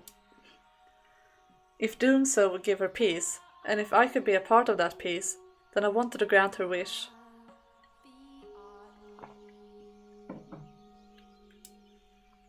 But what could a killer like me do to help? Petty thievery wouldn't make me nearly enough money to keep a church and orphanage running, and a raid large enough in scale to do so would inevitably be traced back to the source, which would ruin the church forever. How was a murderer to acquire such a large sum of money?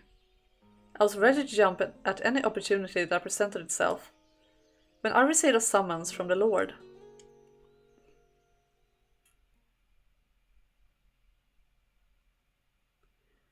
I take it you're the Oriental man who's been buzzing around the local church of late. I do like this background. I played Requiem I think it was about a year ago. And I do remember this background from it, so I like that they're actually using the same backgrounds. That's a nice detail. When I first saw the law, what? I think my brain has officially turned to mush, guys. When I first saw the Lord, I was surprised at just how young he looked. There couldn't have been more than a couple of years difference between us. I had envisioned him as an elderly, or at the very least, a middle-aged man. That would be me, yes. What of it? Who do you think you're talking to, you impudent rat? Show some damn respect. Apologize. I'm not very familiar with the local customs or language. Huh. Very well then. You're fortunate I'm such an understanding man. Now, for the reason I called you here. You're the one who killed that cart full of slaves 4 years ago, aren't you? So you know about that. Ha! I wasn't actually sure it was you, but now I have confirmation. Since then, one slave of Far Eastern origin has remained unaccounted for. I take it that would be you. That's right. You made one hell of a mess out there. Am I here to be punished? That depends on how our talk goes. If you think I'm going back to being a slave, you're fooling yourself. Pfft, I don't need any more damn slaves, and I certainly don't want you as one. You're obviously not finding any respectable work, being an ex-slave, so I take it you're still in the business of getting your hands dirty, are you not? I assume you're playing cat burglar or something, living off whatever you can swipe from the nearest unlucky bastard. Correct? Isn't it comical then, that you would choose God's sacred house to stretch your legs in, you filthy dog? I absolutely agree. I thought that would get a reaction out of you, but it seems you got no bite in you today. Never mind, let's get down to business. You're going to help me out with a little something I'm working on. Help you with what, exactly? Something that's going to make me a lot of money. And if you lend a hand, I'll make sure you're well taken care of. along with the church you're so fond of, and the nun you're taking a liking to. To defeat the Huns. Oh my god. That nun of yours had made quite a name for herself. Out in the city proper, people have started calling her the Saintess. They're right about that. She is. Ha! The communists love their heroes and saints. They eat that rubbish right up. But saint or not, you can't simply create food from nothing. Her work is causing financial troubles for the church, is it not? It is, yes. If you help me with this, I'm offering you an entirely new church, one where she has complete control to do as she wishes. Blah, blah. I feel my mouth is just not working with me right now.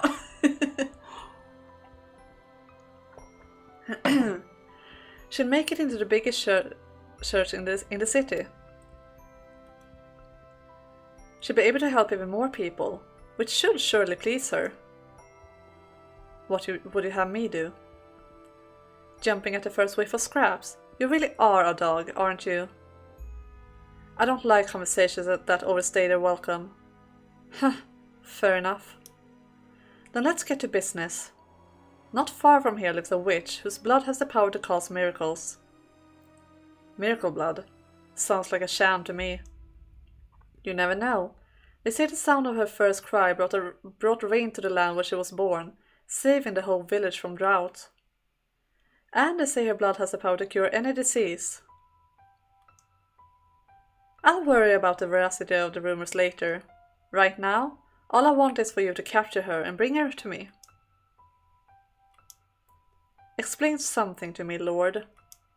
You said that if I help you, the nun will be able to save more people than she does now. So how does capturing this witch accomplish that? I'm glad you know how to listen, dog. We'll be turning the blood into the miracle elixir, which it will then distribute to patrons of the church. In exchange for tithes, of course. Selling it then. Selling isn't quite the right word, but if that's how you want to think of it, by all means. The commoner's beloved saintess handing out an all-powerful miracle medicine. They'll lap it up. And in turn, you'll make a fortune. Exactly. Money I can use to support her church. It'll be a boon to the city's economy as well. A single witch's freedom is all it'll cost for everyone here to come out happy. So what'll it be? Will you help, or will I have to? I'll help. I have no reason not to. Decisive and a good listener. Excellent. Once I capture the witch, where do I take her? I have a mansion set aside where your nun can run her church. There's an observation tower on the grounds. The witch will be kept locked up there, to ensure we have a constant supply of blood.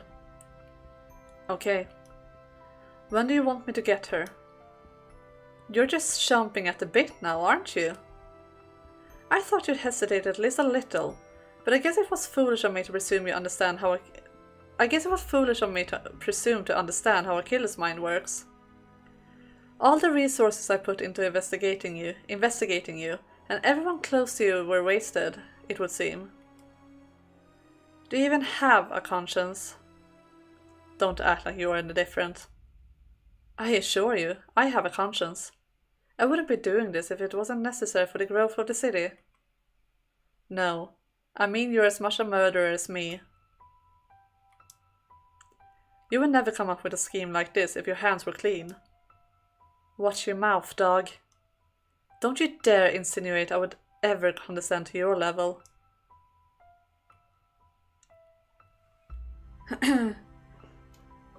I like how we look so disappointed we're saying Yuki was decisive. I'm a good listener, yeah. Jacopo is always disappointed. I agreed to the Lord's terms. A couple days later, I made my way out to the location the Lord had given me, a small cottage by a lake where the witch was said to live. I had been instructed to take her alive, but not that I wasn't allowed to harm her, so my plan was to force my way in and immobilize her as soon as she opened the door. The Lord was right. I didn't have anything resembling a conscience. I was too far gone to be bothered by the prospect of disabling a witch. Not even the fact that I had found a degree of solace in my relationship with Pauline would change that.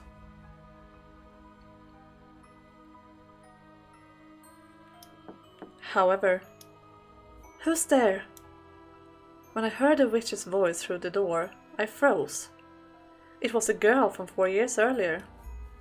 I didn't even have to see her, I knew it right away. I wouldn't mistake that voice, that stream of pure, clear water cutting through the grime, for anything. I would never forget the first thing that had ever managed to suppress my desires, my first tether. When the Lord told me about the witch, I never once expected it to be her. Who is it? Are you the witch with the miracle blood? My hand rested on the hilt of my sword. I had, at first, meant to break down the door if she wouldn't open it for me. Please leave. However, when I heard that voice, my hand fell limp. Please stay away from my home. I'm in need of your blood. Could you not spare a little? I have nothing to spare for a man like you. My blood is only for the sick and needy. So please, go away. Stay away from me. I'm begging you. Get away from this place. You're a murderer. I want nothing to do with you. So please, just go away. As you say. As she had commanded, I took my leave of the cottage, in somewhat of a haze. It should have come as no surprise, but in the 4 years since our last encounter, she had no kind words left to spare me. Yet even in her derision, I still felt myself being calmed by the sound of her voice. I debated with myself. Should I do as the Lord requested and capture her? Or should I let her go free, as I had done 4 years earlier? You already know what I decided to do, though, don't you? That's right, I went for the first option. After all, I had no need for 2 tethers. I do feel like it's time for another stretchy time. I think we are going to have to, because I did not really remember how long this was. I want to finish Yukimasa's story today, but I don't think we will be able to finish the game tomorrow, because I do think we have too much left, so... but I want to at least finish Yukimasa's story. But I'm starting to feel a bit stiff again, so I'm going to fix that so that my body doesn't break down, so I have to cancel tomorrow, because that would be quite sad, I think. So let's stretch again and see each other here in just a few minutes. Alright? See you soon. Don't go anywhere.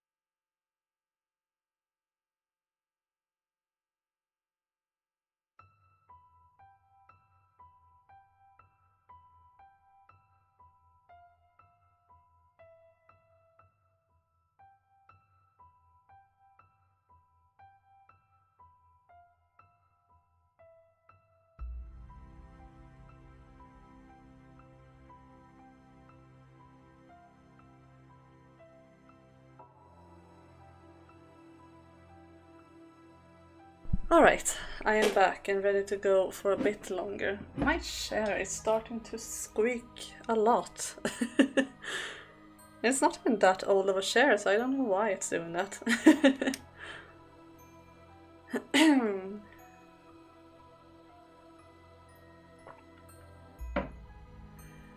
While breaking down her door was still an option, the witch was wary of me. If she were to somehow manage to escape, there was no saying how the Lord might react. So I stood watch, waiting for her to step outside. The problem was, she never opened her door. It wasn't just me. It seemed she was wary of everyone.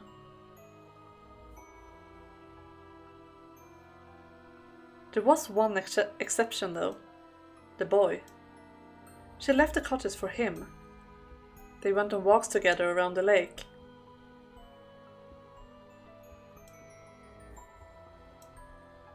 It's been a while since we last went on one of our walks, huh? I haven't been sleeping much, taking care of Nellie. Is her condition worsening again? Yeah. Rest assured, I will give her my blessings, as many times as she needs. Thanks. I really, really appreciate it. The weather's kind of not that great today, huh? Looks like we might get rain.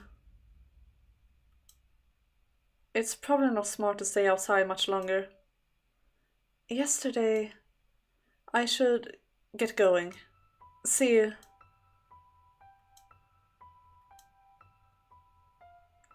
Watching the two of them, it occurred to me that I could make a good use of the boy.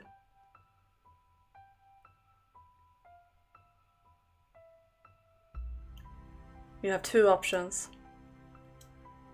Either you say no and protect the witch. Get away! Or you help me capture her. Get away from her, right now! And if you choose the witch, I kill the girl. Get away! Make your decision. Get away from her! You have until the count of 10. If you don't choose, I kill the girl. 10, 9, 8, 7, 6, 5.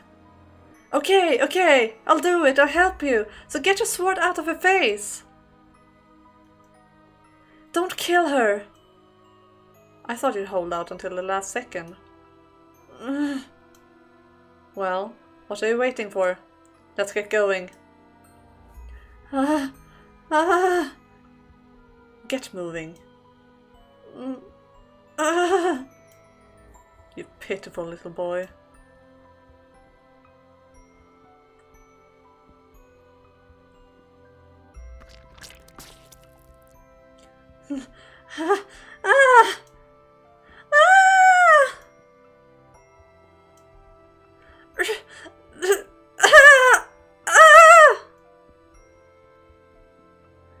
Get back! No! Stay away from me! No!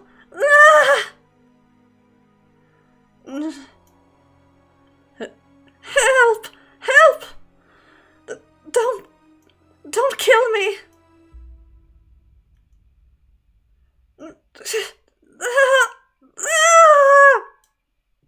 Take it. What? That's your share. Should last you long enough.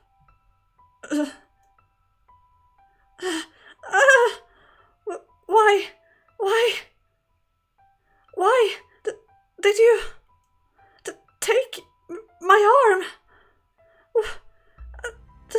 Do you mean by share? Why?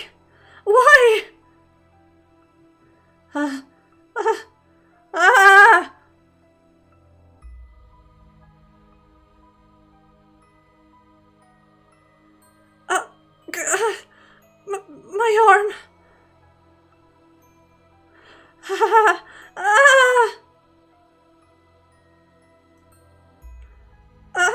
My arm. My arm. No, put me down, please. Help! Someone please help! The witch with the miracle blood had regressed into an ordinary girl, and she cried in pain like a small child. I wasn't going to get very far with her wailing, so I gagged her, tied her up, and threw her into a burlap sack.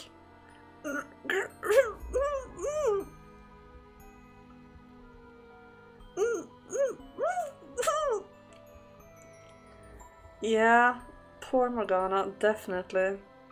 She does not deserve this.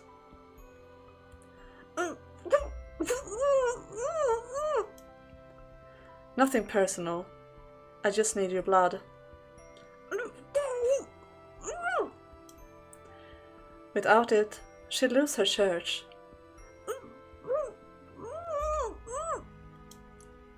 She needs the money. I need some way of getting enough money to keep a church running. So the Lord made me an offer.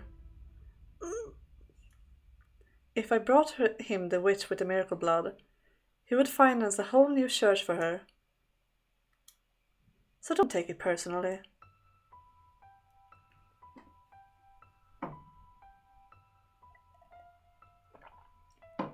I tossed the sack into the cart I had waiting outside, then made my way to the mansion, as per the Lord's instructions. The two of us then locked the witch in the observation tower. When I told the Lord I used the boy as bait to get her to open her door, he gave an exasperated sigh and said,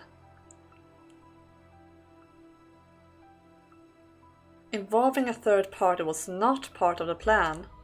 Is there anything at all in that head of yours, dog? I can kill him, if that's a problem. Don't be hasty. Describe him for me. Did he seem like he came from a wealthy family?" "He's young, still in his teens. He lives with his little sister. He looked reasonably well off, probably of noble blood. You picked one hell of a target to use as your bait. Should I kill him? There are people in this world you can make disappear quietly. People no one will notice have gone missing. You're one of them. The boy, he most likely isn't." Was the boy at all interested in the witch's blood? He seemed to be. Well, that made things a little easier. We just have to make him into an accomplice then. I would take it pretty personally. Yeah, who wouldn't? Like, seriously, it's her arm. Yeah, nothing personal. What's an arm between acquaintances, right? Oh my god, no. Poor girl. And once again, she is 16. Can you imagine going through something like that as a 16-year-old? Yukimasa has this arming personality, oh my god. That's everything up to about 6 months ago. You know what happened next, I presume? I threatened Mel, forced him to join us. He needed the blood for his sister, but even without that excuse, he didn't have the courage to run. Me, on the other hand, I involved myself on my own will. I had no reason to try to get back out. In fact, being put in charge of one of the 3 keys gave me an excuse to meet up with her more often. The arrangement was quite beneficial for me. You still want to give Morgana all the hugs? Yeah, she deserves it. Hey, I heard the news. You were selected to be part of the Lord's personal guard? Now you got it made! Congratulations! You exaggerate. It's nothing. Oh, now, no need to be humble. He wouldn't have picked you if he didn't really trust you. Everyone around here knows just how hard it is to earn the Lord's trust. If you say so. It hasn't been easy for him, I hear. He only assigns those he really trusts to work so close to him. I hope you're right. Morgana really did nothing to anyone? Yeah, she was a sweet girl. Like, she didn't deserve any of this. Her whole life has just been misery after misery, and none of it has been deserved at all. He trusts you, I'm sure of it. I certainly can't tell her the real reason I suddenly became his guard. Yeah, a little delusional, but not harmful, exactly. And even her delusional stuff is not her fault either, because she was told that since she was a child. Like, she wasn't really able to believe anything else, because she was constantly proved that she was right. And I got some more exciting news too. The Lord sent a messenger for me earlier. Apparently he's building a new church and he wants me to serve as a nun there. Can you believe it? You shouldn't be surprised. You are the city saintess after all. It's little wonder you would be his first choice. I really don't think I'm that important. Do you not want the position? No, I'm delighted to have such an incredible opportunity. This will allow me to help so many more people than before. It's wonderful news. That's good to hear. Tell me, I'm not wrong in thinking helping people is the one thing you want more than anything else, am I? Right. That's what I want more than anything in the world. I see. Hey, smile for me, would you? Huh? I've been smiling this whole time, haven't I?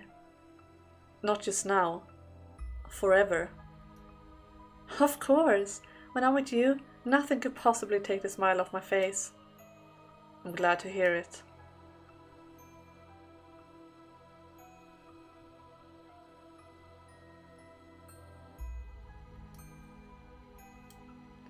I never knew someone could lose so much weight while still eating every day.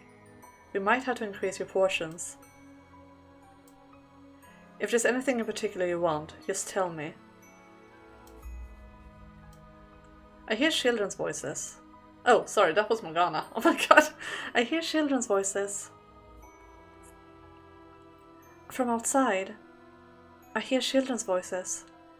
Ah, the kids here to see the saintess. It has gotten quite nosy out there of late, yes. Oh.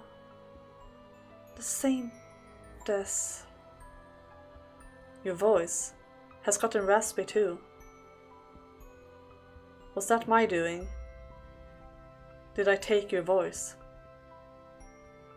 That's unfortunate. To me, your voice held far more value than your blood. And I took that away from you. Yes, you three took everything from me. So we did. Enough chatter, dog.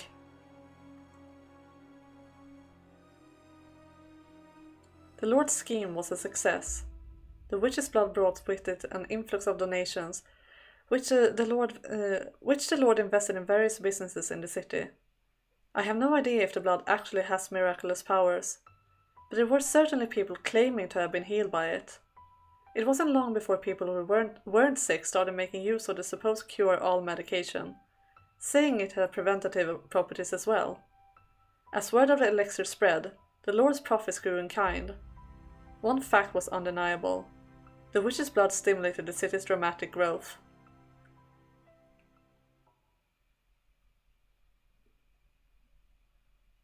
And we're back here.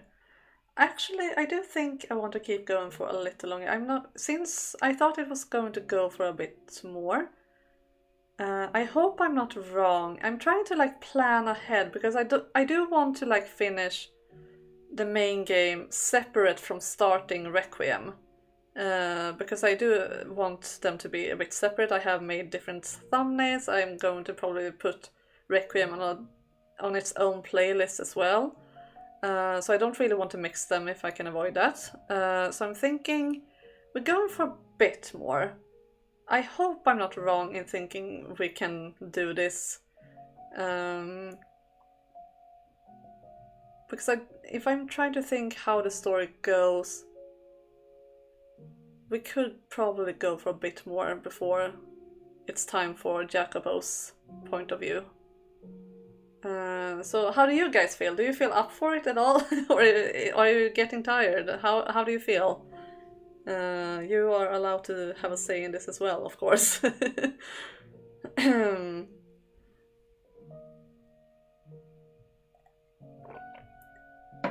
You say it's up to me 100%? Yeah, well, I want to keep going, I think. I am starting to feel a bit sore and stuff in my body, but I think we can go for a bit more. Maybe not an hour, but maybe half an hour, perhaps 45 minutes at max. So yeah, I'm more than happy to keep watching. It's up to you what you can handle. Okay, yeah, I do think I can go for a bit longer. But before we keep going, I'm going to refill my glass of water because it's getting empty and my mouth is getting dry from all the talking. So I'll be back. Don't go anywhere. It will take just a few seconds.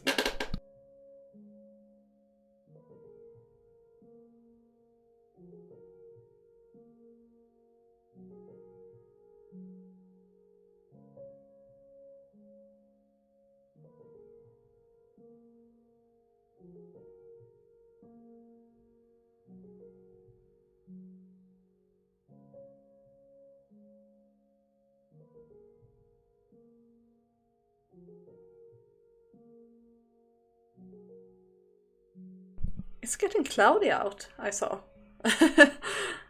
I don't really see what weather it is when I'm sitting in my bedroom because I have the curtains drawn. So I was a bit surprised now that what am I? No, stop. There we go. So I was a bit surprised to go out of my room now and see that it's cloudy. It was so sunny earlier today. Oh well, I'm not planning to be outside anyway, so yeah. Let's keep reading. And that's everything. Appalling, is it not? Morgana. If you hate me for what I did to her, you can take this sword and kill me with it. And you can have my key. I won't put up a fight. You had the right to exact punishment on me. Killing you would accomplish nothing. It is neither my place to forgive nor punish you. As much as it would make me feel better, doing so would serve no meaningful purpose.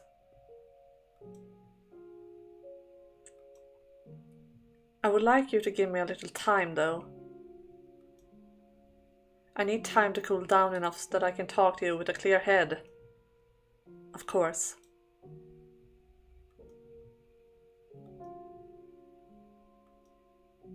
So you are still willing to speak with me? I gave you my word. I told you I will help figure out what path you should take. You're an honorable man. I will not force your hand if you don't want to do this. You can tell me to leave and I'll walk right out the door.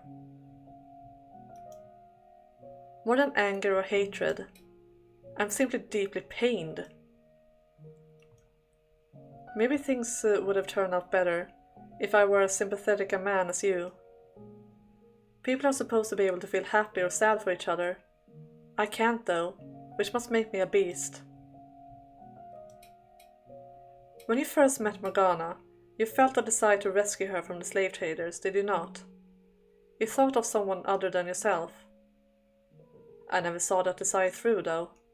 My thirst far overpowered anything I may have wanted to do for her. And the next time we met, I sold her to the Lord. As I said before, there is no room for interpretation in the things I have done. Whatever I might have wanted to do at one point, it's all meaningless now. Regardless, anything I do for someone else is ultimately for my own benefit. Because it's what I need.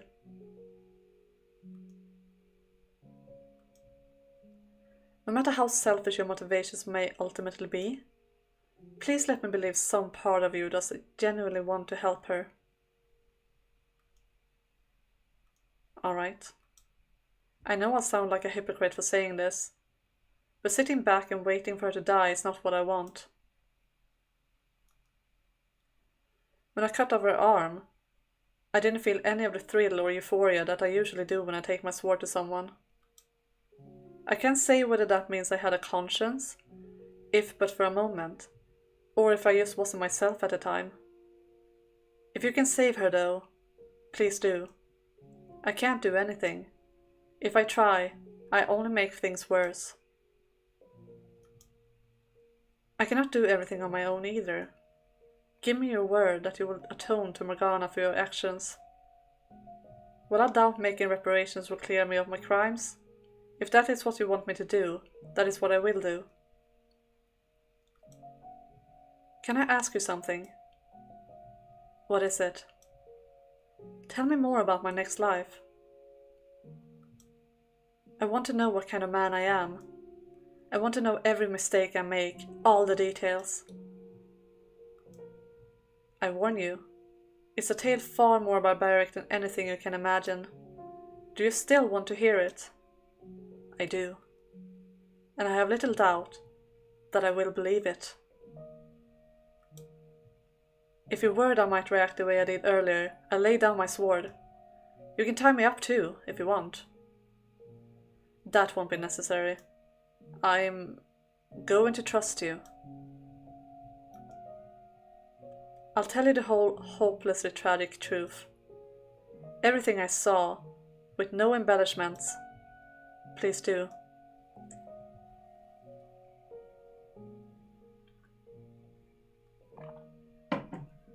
And so, I told him the tale I witnessed beyond the second door.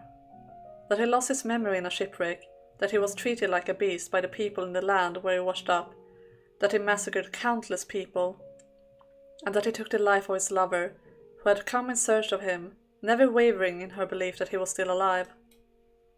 I told him about the white-haired girl. I told him about the things he made Giselle do. I didn't hide anything. As I spoke, he would occasionally grimace, or his eyes would go wide for a moment, but not once did he interrupt me. Also, I had a thought earlier, speaking of the white-haired girl, I need to... What was that thought? I'm trying to form it into words and trying to catch it, because I did think it was quite interesting. Like the parallels between what we saw happen with Morgana and with what happened to Pauline in the second door. I think, it ran away. It usually does. I am a scatterbrain through and through. But I do think that their lives were quite similar in a way, or their fates more like were similar. Like, in the second door, Pauline was his first tether. And then they get separated, and he meets the white-haired girl who becomes his new tether. Like he said, he didn't need two tether. The word. You know what I'm trying to say, okay? I'm not even gonna try to pronounce it anymore. He doesn't need two. So yeah.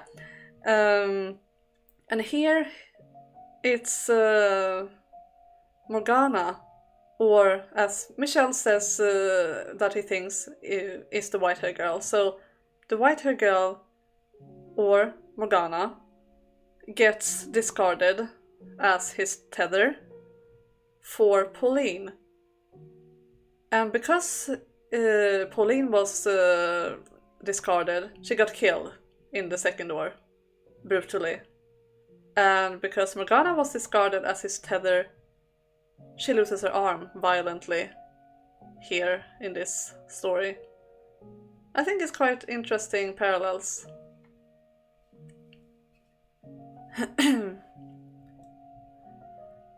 He sat there in silence until I finished.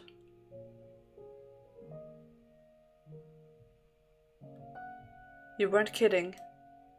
That was far worse than I had imagined. It is the truth, though. You become the target of Morgana's loathing, and you are led back to this mansion. That is what lies in your future. As difficult as it may be to comprehend, that person is you. The man who does all those things hundreds of years from now is you. I really am a beast. A horrendously precarious creature. As I interpret it, when you lost your memory, you also lost everything you used to suppress your nature. You lost the foundation you had built, and as a result, you were no longer able to maintain that balance. Would that mean that what I am now is, comparatively speaking, human? No, I'm no different now. I have no more control over myself when I'm killing people than the man you described. You've seen me do reprehensible things, and in spite of that, you were never condescending or insulting, never acted disgusted or afraid of me. Are all angels as compassionate as you? I am not an angel. I was simply biting my tongue. Are you afraid of me then? I am not afraid of you, no. What are you then? I don't understand. I am of the belief that now is not the appropriate time for me to allow my personal feelings to influence my actions. My task is to say Morgana. If I'm to be honest with you for a moment, I despise the man you are in the future, but I'm also equally frustrated at myself. You're right, the things you did were inexcusable. You murdered innocents, you killed a woman who came searching for you. But on a personal level, what angers me the most is that you put blood on the hands of the woman I love. I know very well that, to you, it's something you haven't done yet. But it still was your soul. It tears me apart inside that I couldn't return in time to stop it. You'd be hard-pressed to find anyone who wouldn't be angry to know someone they care about had received that kind of treatment. I suppose. If that's how you feel though, aren't you interested in taking revenge on me? As I mentioned before, there are times when allowing your emotions to take the reins is the wrong course of action. This is one of those times. Seeking vengeance is the wrong thing for me to do right now. If I can eliminate Morgana's hatred, the three of your souls will be set free as well. So you're going to say me too? Yes, I am. I don't consider myself worthy of redemption, especially not after hearing about the things I will do. I'm a beast, through and through. A twisted, psychopathic monster. You were conflicted though. You struggle against a creature that dwelled inside you. It's true that you found perverted joy in violence and murder, but you also felt kindness, which caused a part of you to seek peace. And the same can be said of you in this time as well.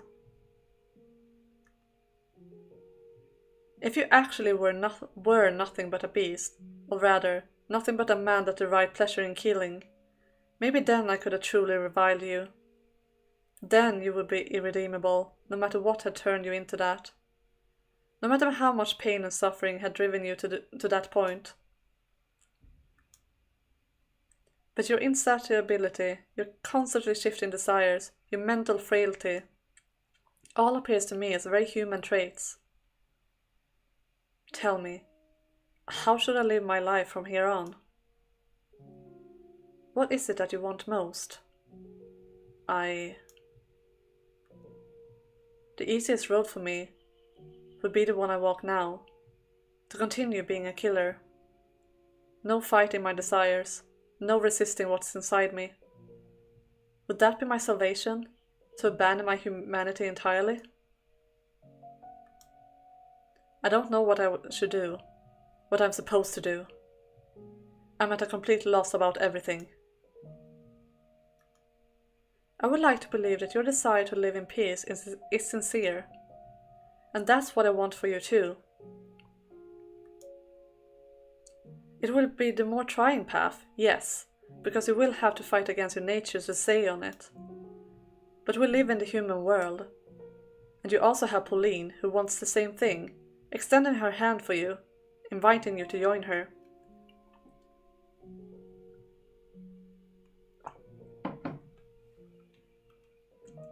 So I encourage you to suppress your urges.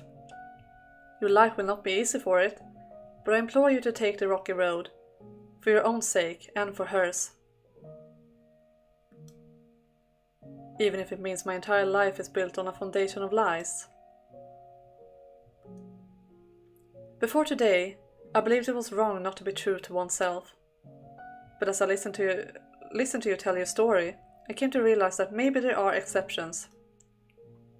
Some things you can, and possibly should, keep locked inside you, where they can't hurt anyone else. Sorry guys, I need to cough for a bit. My voice is not working with me.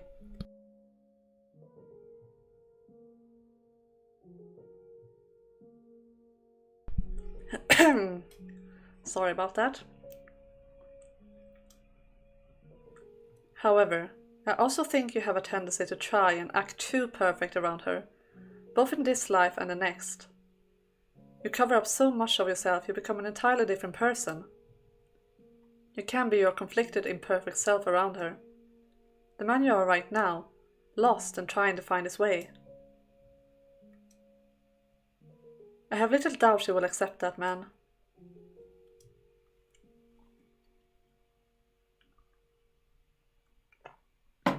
What you need most is restraint. I see. So tell me, do you think my future can be changed? I don't know for certain, so all I can do is speculate. But as you share the same soul, I expect any changes you make now will be reflected in your future incarnation. I have my work cut out for me then. Pauline. She believed in me. She put her faith in a beast and went out in search of him. I cannot allow myself to be the kind of monster that would murder a woman like her. I have to change. I will change the future. You can do it. When my life here comes to an end, I vow to make my next one better. Thank you for listening to me, and for giving me a guidance. I can't say I'm particularly suited for the job. Knowing that my words are going to influence the direction of another's life is an unimaginable amount of pressure. I don't know, I'd say you pull it off well enough. If you ever decide to quit being an angel, you make then a convincing missionary. I have no interest in being a missionary, and as I've told you, I'm not an angel. That's too bad. I joined the Church of Michelle. Me too, Yukimasa, me too. Don't look at me like that. I'm just kidding. Now can I get angry at you? As I've been telling you, I am an ordinary man. I'm not special in any way, like you seem to think I am. You're not ordinary. You're different, but not in the same way I am. I wouldn't ask any normal man to show me how to lead my life. You love Yukimasa's sense of humor, me too. He's quite funny, actually. I see. Although, what passes for normal differs from person to person, I suppose. Just as I don't think you're normal, I'm sure there are people out there who do. Perhaps. Or maybe they're just able to see my desire to be normal. Well, that's everything I have to tell you. You're going to want to talk to the Lord next, I assume. That's right. I'm going to convince him to hand over his key, and then I'm going to set Morgana free. I'll doubt you have much luck convincing him of anything, but I'll help in any way I can. I appreciate it. I get him to come to supper tonight. You be there too. Okay, I'll be there. If I could ask you one favor though, could you try to arrange that for as late as possible? That should be doable, but why? There's someone else I need to speak with first. Alright, I'll do what I can. Thank you. See you this evening then.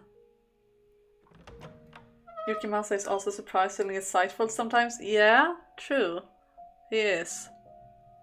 I mean, I guess he is insightful because he's trying so hard to pretend to be a normal person. So he kind of has to be perceptive of others, I think, maybe. You travel back in time, Michelle, that will make you most unordinary. Yeah. Imagine traveling to Middle Ages in jeans, t-shirt and a baseball cap. You would be the weirdest thing around. Yeah. Did I lead him to the correct path? Will he actually find redemption at the end of it? No, I made the right decision. Even if it doesn't in this life, there's enough of a chance that it will in his next. One left, and that's it. I'm almost there, Giselle. I've almost made it to Morgana. I've come this far. All that's left is to speak with the Lord. Stay focused, Michelle. The pieces I have still don't fit together yet. As Morgana told it, the Lord was a cruel man from the moment she first saw him, and it wasn't much different in the swordsman's telling of events either. But those portray us the full picture of what kind of man he is. While adding his perspective, do anything but amplify Morgana's hatred. And if he really is exactly the man he's been made out to be, then how do you explain his internal struggles from the third door? Did his core personality change with times? Everyone else I met has been fundamentally the same though. Are you the exception, Jacopo? Morgana found joy in her life during her 3 years at the brothel. She wept about not being given the opportunity to thank them. So maybe Maria is more likely to be able to assuage Morgana's animosity. I'll have to hear what she has to say.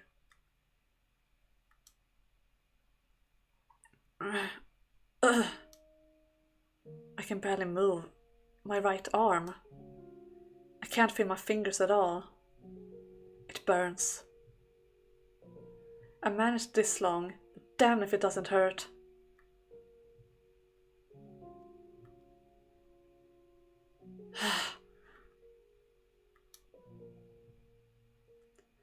Jacopo III there was a lot of pretense for appearances. Yeah, that's very true. He wasn't a bad person, he was just having a lot of pressure on him and having to keep up appearances a lot. But it was not evil. Oh, this part. I have completely forgotten about this part. Okay, maybe my plan has to be a bit... Then I wonder what's the best course of action here.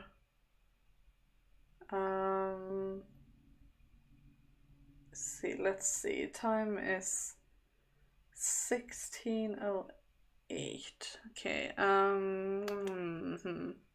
Yeah, I'm in trouble because I'm trying to plan.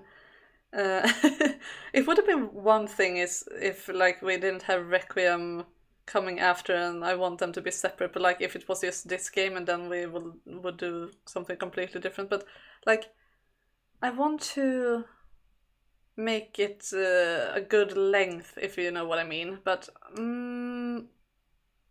okay, let's keep going. See how long this is. I hope we can still do as I plan, but we'll see if we have to change it.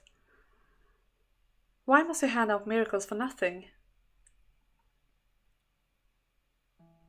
I know that voice. I'm looking up at someone. A woman. She's draped in a black fog and I can make out many details. But even through the darkness, I know immediately who she is. She is Mother. No, she's not my mother. She is... Why would you even ask such a question, Mother? We're barely holding on as it is, my dear. It's not wrong to expect a little remuneration for our services. No, Mother, it is wrong. Miracles are not to be bartered for. God the Father does not charge for his miracles, so why should we, when I am only borrowing his power? Listen to me, Morgana. Every time you give someone a blessing, you're hurting yourself. If not for the miracle itself, you still deserve some degree of compensation for the pain. I know you're concerned for me, Mother, and I appreciate it very much, but I'm happy with the way things are. I'm happy to be able to help others with my Heavenly Father's power. A power you won't have much longer, my dear, if we can't afford to keep ourselves fed. I'm a saint, aren't I? Yes, you're my sweet little saint. God will not forsake his saint. No matter how difficult it may get, he will always provide me a way to continue doing his work. And you're the mother of that saint, aren't you? Yes, that's right. I conceived you untainted by the hands of a man. Then you must respect his will as well, Mother. It must be our highest priority. You're right. I was wrong, my dear saint.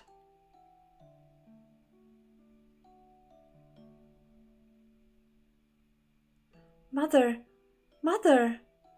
You agreed with me. You said I was right. So why are you taking money from that man? Mother!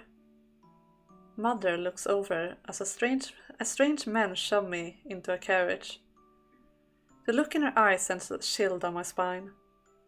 I see her lips moving. She doesn't actually say the words out loud, but I can make out every individual of syllable. Because you're worthless to me.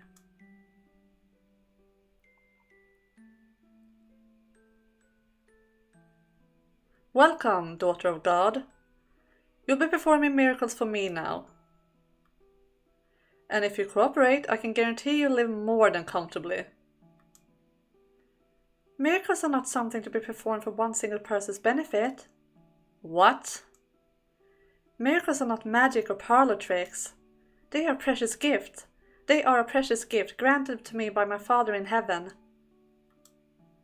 Using his power for personal gratification is a grave sin. I will do no such thing. I entreat you to think long and hard about your actions. Do away with such selfish desires and dedicate yourself to helping the people. The power you have been given was bestowed upon you by the hand of God. It is not your power. He is merely allowing you to make use of it for a short time. Pride is a sin. Please consider how you conduct yourself. You're an ignorant, insolent child, aren't you? I bought you. You are my property. You have no right to an option. That is not my opinion. That is the way of the world, as God... Silence! You are not here to talk. You're here to perform miracles for me and my guests. As I have already told you, I would do no such thing. What you will or will not do is my decision, not yours. The Lord says with a sickening laugh, then grabs me by the hair and knocks me to the floor. Now we know how adopting works. Yeah. I beg him to stop, but he isn't listening to a word I say.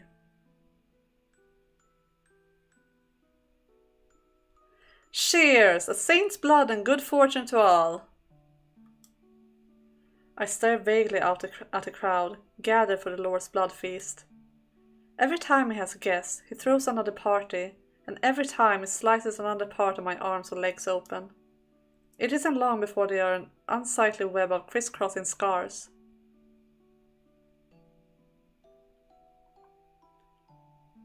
The Lord sometimes has trouble deciding where to cut, but not out of any sense of sympathy for me.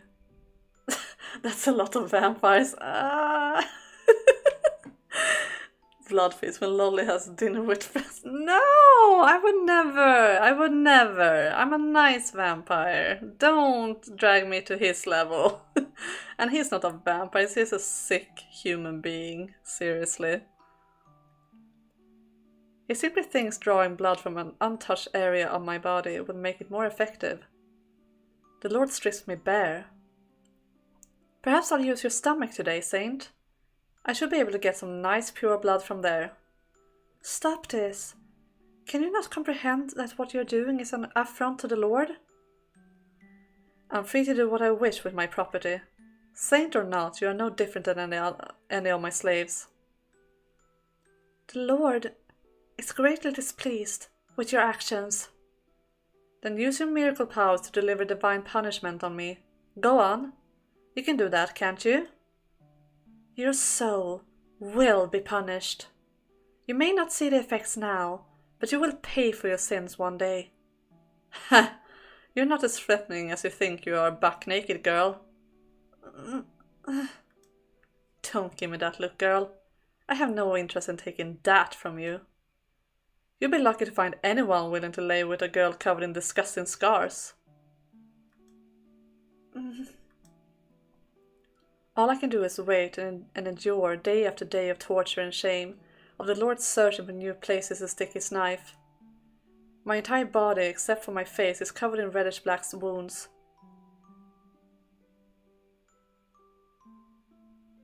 Someone, anyone, help me.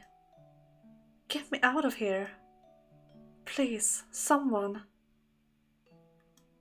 O Father who art in heaven, I pray for you to lead me unto deliverance.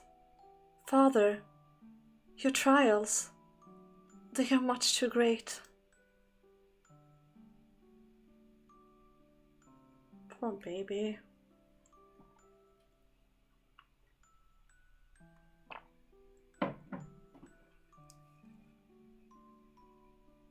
Morgana. That was much clearer than the first time I saw it. Everything she felt, her struggling, her sincerity, her pain, and her voice. It felt almost as though I was the one going through it all. The Lord. I can understand why Morgana would bear such a powerful grudge against him, considering everything he did to her. Why would he do that, though? Is there some reason, some explanation for his actions? I'm thoroughly exhausted, like I've just spent the last several months having my blood drained again and again. My limbs feel like they have boulders tied to them. Just trying to get to my feet makes me dizzy. So cold. She's probably waiting for me by now. I should get going. I have to do this. Move, damn it. Fighting against my body's attempts to succumb to gravity with every step through... Fighting against my body's attempt to succumb to gravity with every step through sheer force of will, I make my way to the courtyard.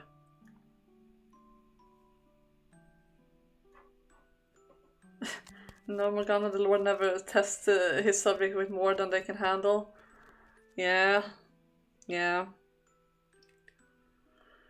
Oh, there you are. Thank God you came. Sneaking onto church grounds is a bit unnerving, so if you... Are you alright? You look like you just came back from the dead. I'm fine. Thank you for coming. Now, to continue our conversation from yesterday. Whoa, slow down. Who do you think you're convincing? You look about as fine as a fucking corpse. If you're not feeling well, we can always do this some other time. And whoa, what happened to your hand? It's a minor injury. Nothing of any significance.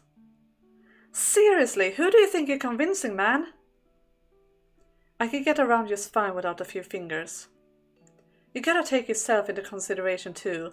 You can only run on raw determination for so long.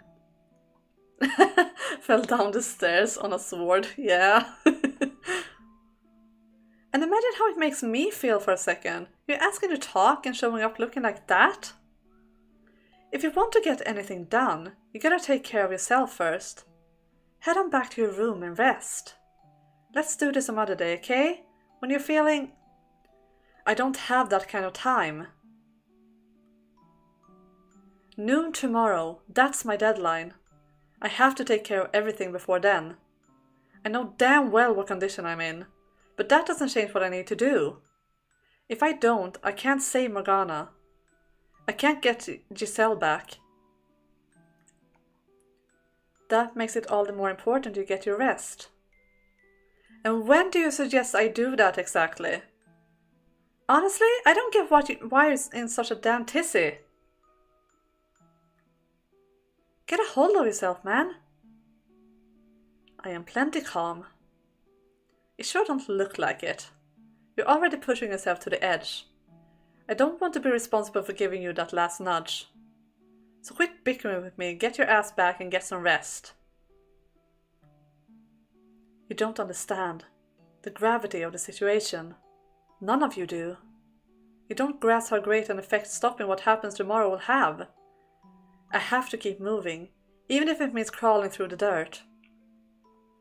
If I don't, not only will I fail to make things better, Morgana's almost certainly got even worse fate in store for all of you, so long as her curse lives on. I'm the only one here who knows what awaits. So that makes you what? A prophet or something then? Not exactly, no. But in the terms of this time period, that would be the most apt description. Do you not believe me? Well, that is asking a lot. That's fine, you don't have to. But at the very least, I want you to believe that I genuinely believe something terrible is going to happen tomorrow if I don't do something. Wait, what was that? It looked like it skipped something there. Hang on. Okay. It didn't. Weird. That I think I don't have time to waste. All I need you to do is tell me what you know. Could you do that for me? Assuming you actually are a prophet or whatever, why don't you just, get the hell out of town? Hi, Dude, welcome. Yes, we are still going. We are about to end it soon, though. I feel a bit tired and sore, and my voice is starting to give out, but I do know where I want to end, so we are going a bit longer. But not for much longer, though. Maybe 5-10 minutes, I hope. If I'm not misremembering this part entirely.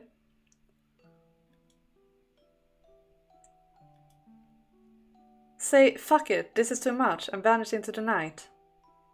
No one's gonna blame you if you do. Hell, is anyone even gonna notice if you didn't, if you did anything, if you do succeed? Yeah, I'm kind of impressed too, but I do start to feel it a lot, so I hope this doesn't screw anything up for tomorrow's stream. I'm not gonna do any talking today after this though, so hopefully it will be fine. And I'm also glad that you made it back. Welcome back. I'm not in this for attention or praise. I cannot sit idly by knowing what I know. Seeing what happened and what will. Knowing what Morgana went through, what she felt. I can't abandon her, not anymore. I can't let my knowledge go to waste. Yes, much rested for a sweet lullaby after this, yeah. I'm going to probably actually make some tea and honey just to, soothe my throat a bit. While it is true that the mansion will continue to be wrapped in darkness so long as Morgana's curse remains in effect, and nothing can be put to rest until I do something about that, that's not my sole motivation anymore. I sincerely want to help Morgana. Now I did that again, what the heck? Weird. Do you guys see that too, or is it just me going crazy? Giselle. Is this what you meant when you told me you wanted me to save her? You seem like the kind of fellow who's always fretting about something or other. You don't know how to take it easy, do you? Though, I guess, in a way, that's kind of why you can fight so hard, huh? Alright, you win, I'll talk. Anything you want to know, I'll tell you. Thank you very much. But, you sit your butt down first. Ah, okay.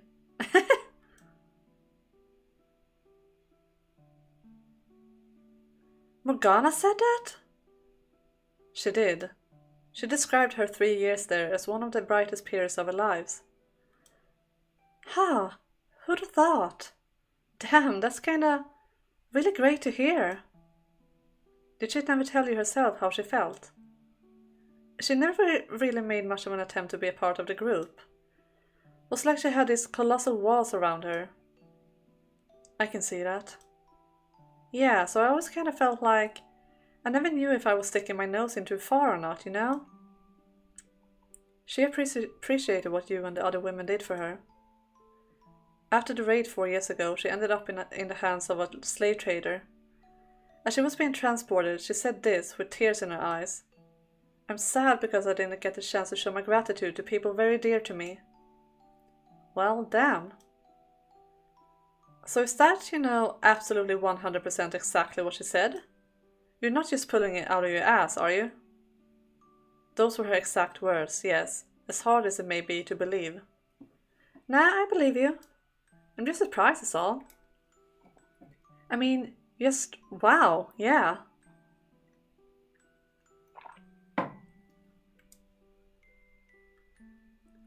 If I'd known that was how she felt, maybe I could have been a little friendlier with her. You weren't friendly with her? Not especially. I mean, that's not to say I was cold or anything. It's just that all the girls kept a bit of a distance from her. Not because we didn't like her, but because that's what it looked like she wanted. Some distance. None of us were really cut out for the caretaker gig. As much as we loved to be some kind of mother figure for her, we just didn't have it in us. You have a hard time trusting her considering her past slash future. Understandable. But I don't think she's a bad person. I mean, that's one thing we learn in this game, that there's always two sides to things. So she had very much a reason to be the way she was or in the future. So yeah. Real positive response on her line of work is very likely quite rare. Yeah, true. Who was closest to her? He's dead. The slave. Huh? What's this about a slave? There was a young man, a slave who participated in the revolt at the Lord's Manor, who saved Morgana's life. Ah yeah, that's the guy. He was the closest of any of us to her, or at least he gave her the most attention. And he's 6 feet under. That's unfortunate. What can you do? People come and go. That's just the way of things. I thought that maybe if he were still alive, that would improve our chances of saving Morgana. Improve our chances? There's only one way about it. We smash the Lord's fucking skull in and take his key. That's not an option. Doing that will not alleviate her hatred. Would you be willing to accompany us when we go into the observation tower? Huh? Me? Why? I want you to be there to say something to her. I'll say whatever you want me to say once you gotten her out of the tower. Don't you think being able to hear the voice of someone she cares for when she's finally set free would do more to pull her out of the darkness than anything else? That's all the more reason it can't be me. Why not? Like I've been saying, I was never that tight with her. I kept my distance. I can't do anything, not with the reasons you're giving me for why she's so full of hatred. I have no other options though. You know, actually, while I doubt this will do much in the way of getting rid of her grudge, there is something I was supposed to give her but never got the chance. Oh? It's nothing special, just a rinky-dink little necklace, but if you get the chance, would you mind giving it to her? If anyone, that should come from you. It's not from me. It was supposed to be from the slave. He got it for her as a birthday present, but that was the day the brothel got raided. So yeah, that's the story. Make sure she gets it, would ya? Okay, I will. Thanks, man. Well, now that that's out of the way, I should split. Best of... There you are! You weren't in your room, I was worried sick. What are you two doing here? You're going to talk to the Lord tonight, right? So... There's a chance you may be able to set the saints free. No way I am going to miss that. That's why you're here? That, and to say goodbye. I want for them to make reparations as soon as the girl's released. Do you feel the same way, Nellie? If Mel tells me he wants to, then I won't stop him. But he was threatened, so if it's possible, I don't think there's any need for him to rush to be punished. I don't want to lose my brother. Surely there are other ways he can atone. That's reasonable. I do feel guilty about what he was put through. It's not your fault what he did. Anyway, I'm really anxious about tonight, but I'm sure it'll turn out fine. You'll make it work, won't you, dearest Michelle? I'll do my best. Oh, come on, you gotta act confident. Take care of my Mel for me too. He's very fragile, so handle him with care. Like a big old box of china. Is he really that fragile? As for me, if it looks like he's going to do anything he shouldn't, would you stop him for me? I wish I could be there to do it myself, but, well, he insists only the people directly involved should be there, and I want to respect that. I was never going to allow anyone to get hurt anyway. That's good, thank you. He and the Lord may have caused the girl a great deal of pain, but I still don't want anyone to get hurt. I don't think Mel is that fragile, he's just afraid that he is. Yeah, true. I don't think he is that fragile either. I think Nellie is like doting on him a bit too much. Some people deserve it, and I say let them have it. Now Maria, don't be like that. You're the weird one, little Miss Perfect. Go around letting everyone off the hook for everything, and the whole damn world's gonna come falling down around you. He did what he did for me, though. And the Lord? He's only in it for his own profit. Much as he says it benefits the city, it still comes back around to his own pockets. The Lord's not a bad man, though. Yeah, I heard it 1,000 times. No one's a bad person in your eyes, I know. Now, can we please try to keep things civil? Ah, yeah, sorry. Bad habit, I know. I talk a lot of rot, but I don't really mean half of it. I do think he's much better than the old Lord, though. Hold on a second. What did you just say? He's better than the old. When did the current Lord take his place? 4 years ago? What? Morgana was 9 years old when she was at the Lord's Manor. 7 years ago. Maria, were you ever at the Lord's Manor at any time 7 years ago? Nah, I was never hired by anyone there. Then when? She didn't have any interaction with the Lord 7 years ago. Ah, now it all makes sense. How did I not consider this possibility sooner? I know what kind of man he is, and I know the people he had around him. Maria, is the slave actually dead? And that is where we are leaving it.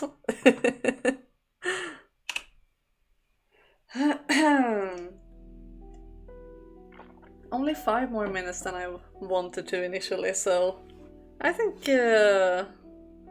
we did good. We did good. Lolly the dramatist, yeah. Yeah, it's quite a cliffhanger, it definitely is. You will have to wait, you don't have to wait too long though, it will be tomorrow. If my voice is still there tomorrow, that is, but I hope it is. I'm going to try to take good care of it now. But yeah, we did a lot of good progress today. We got Yukimasa's perspective, and we are soon to see what the truth behind the Lord and Jacopo is. So I am quite looking forward to it.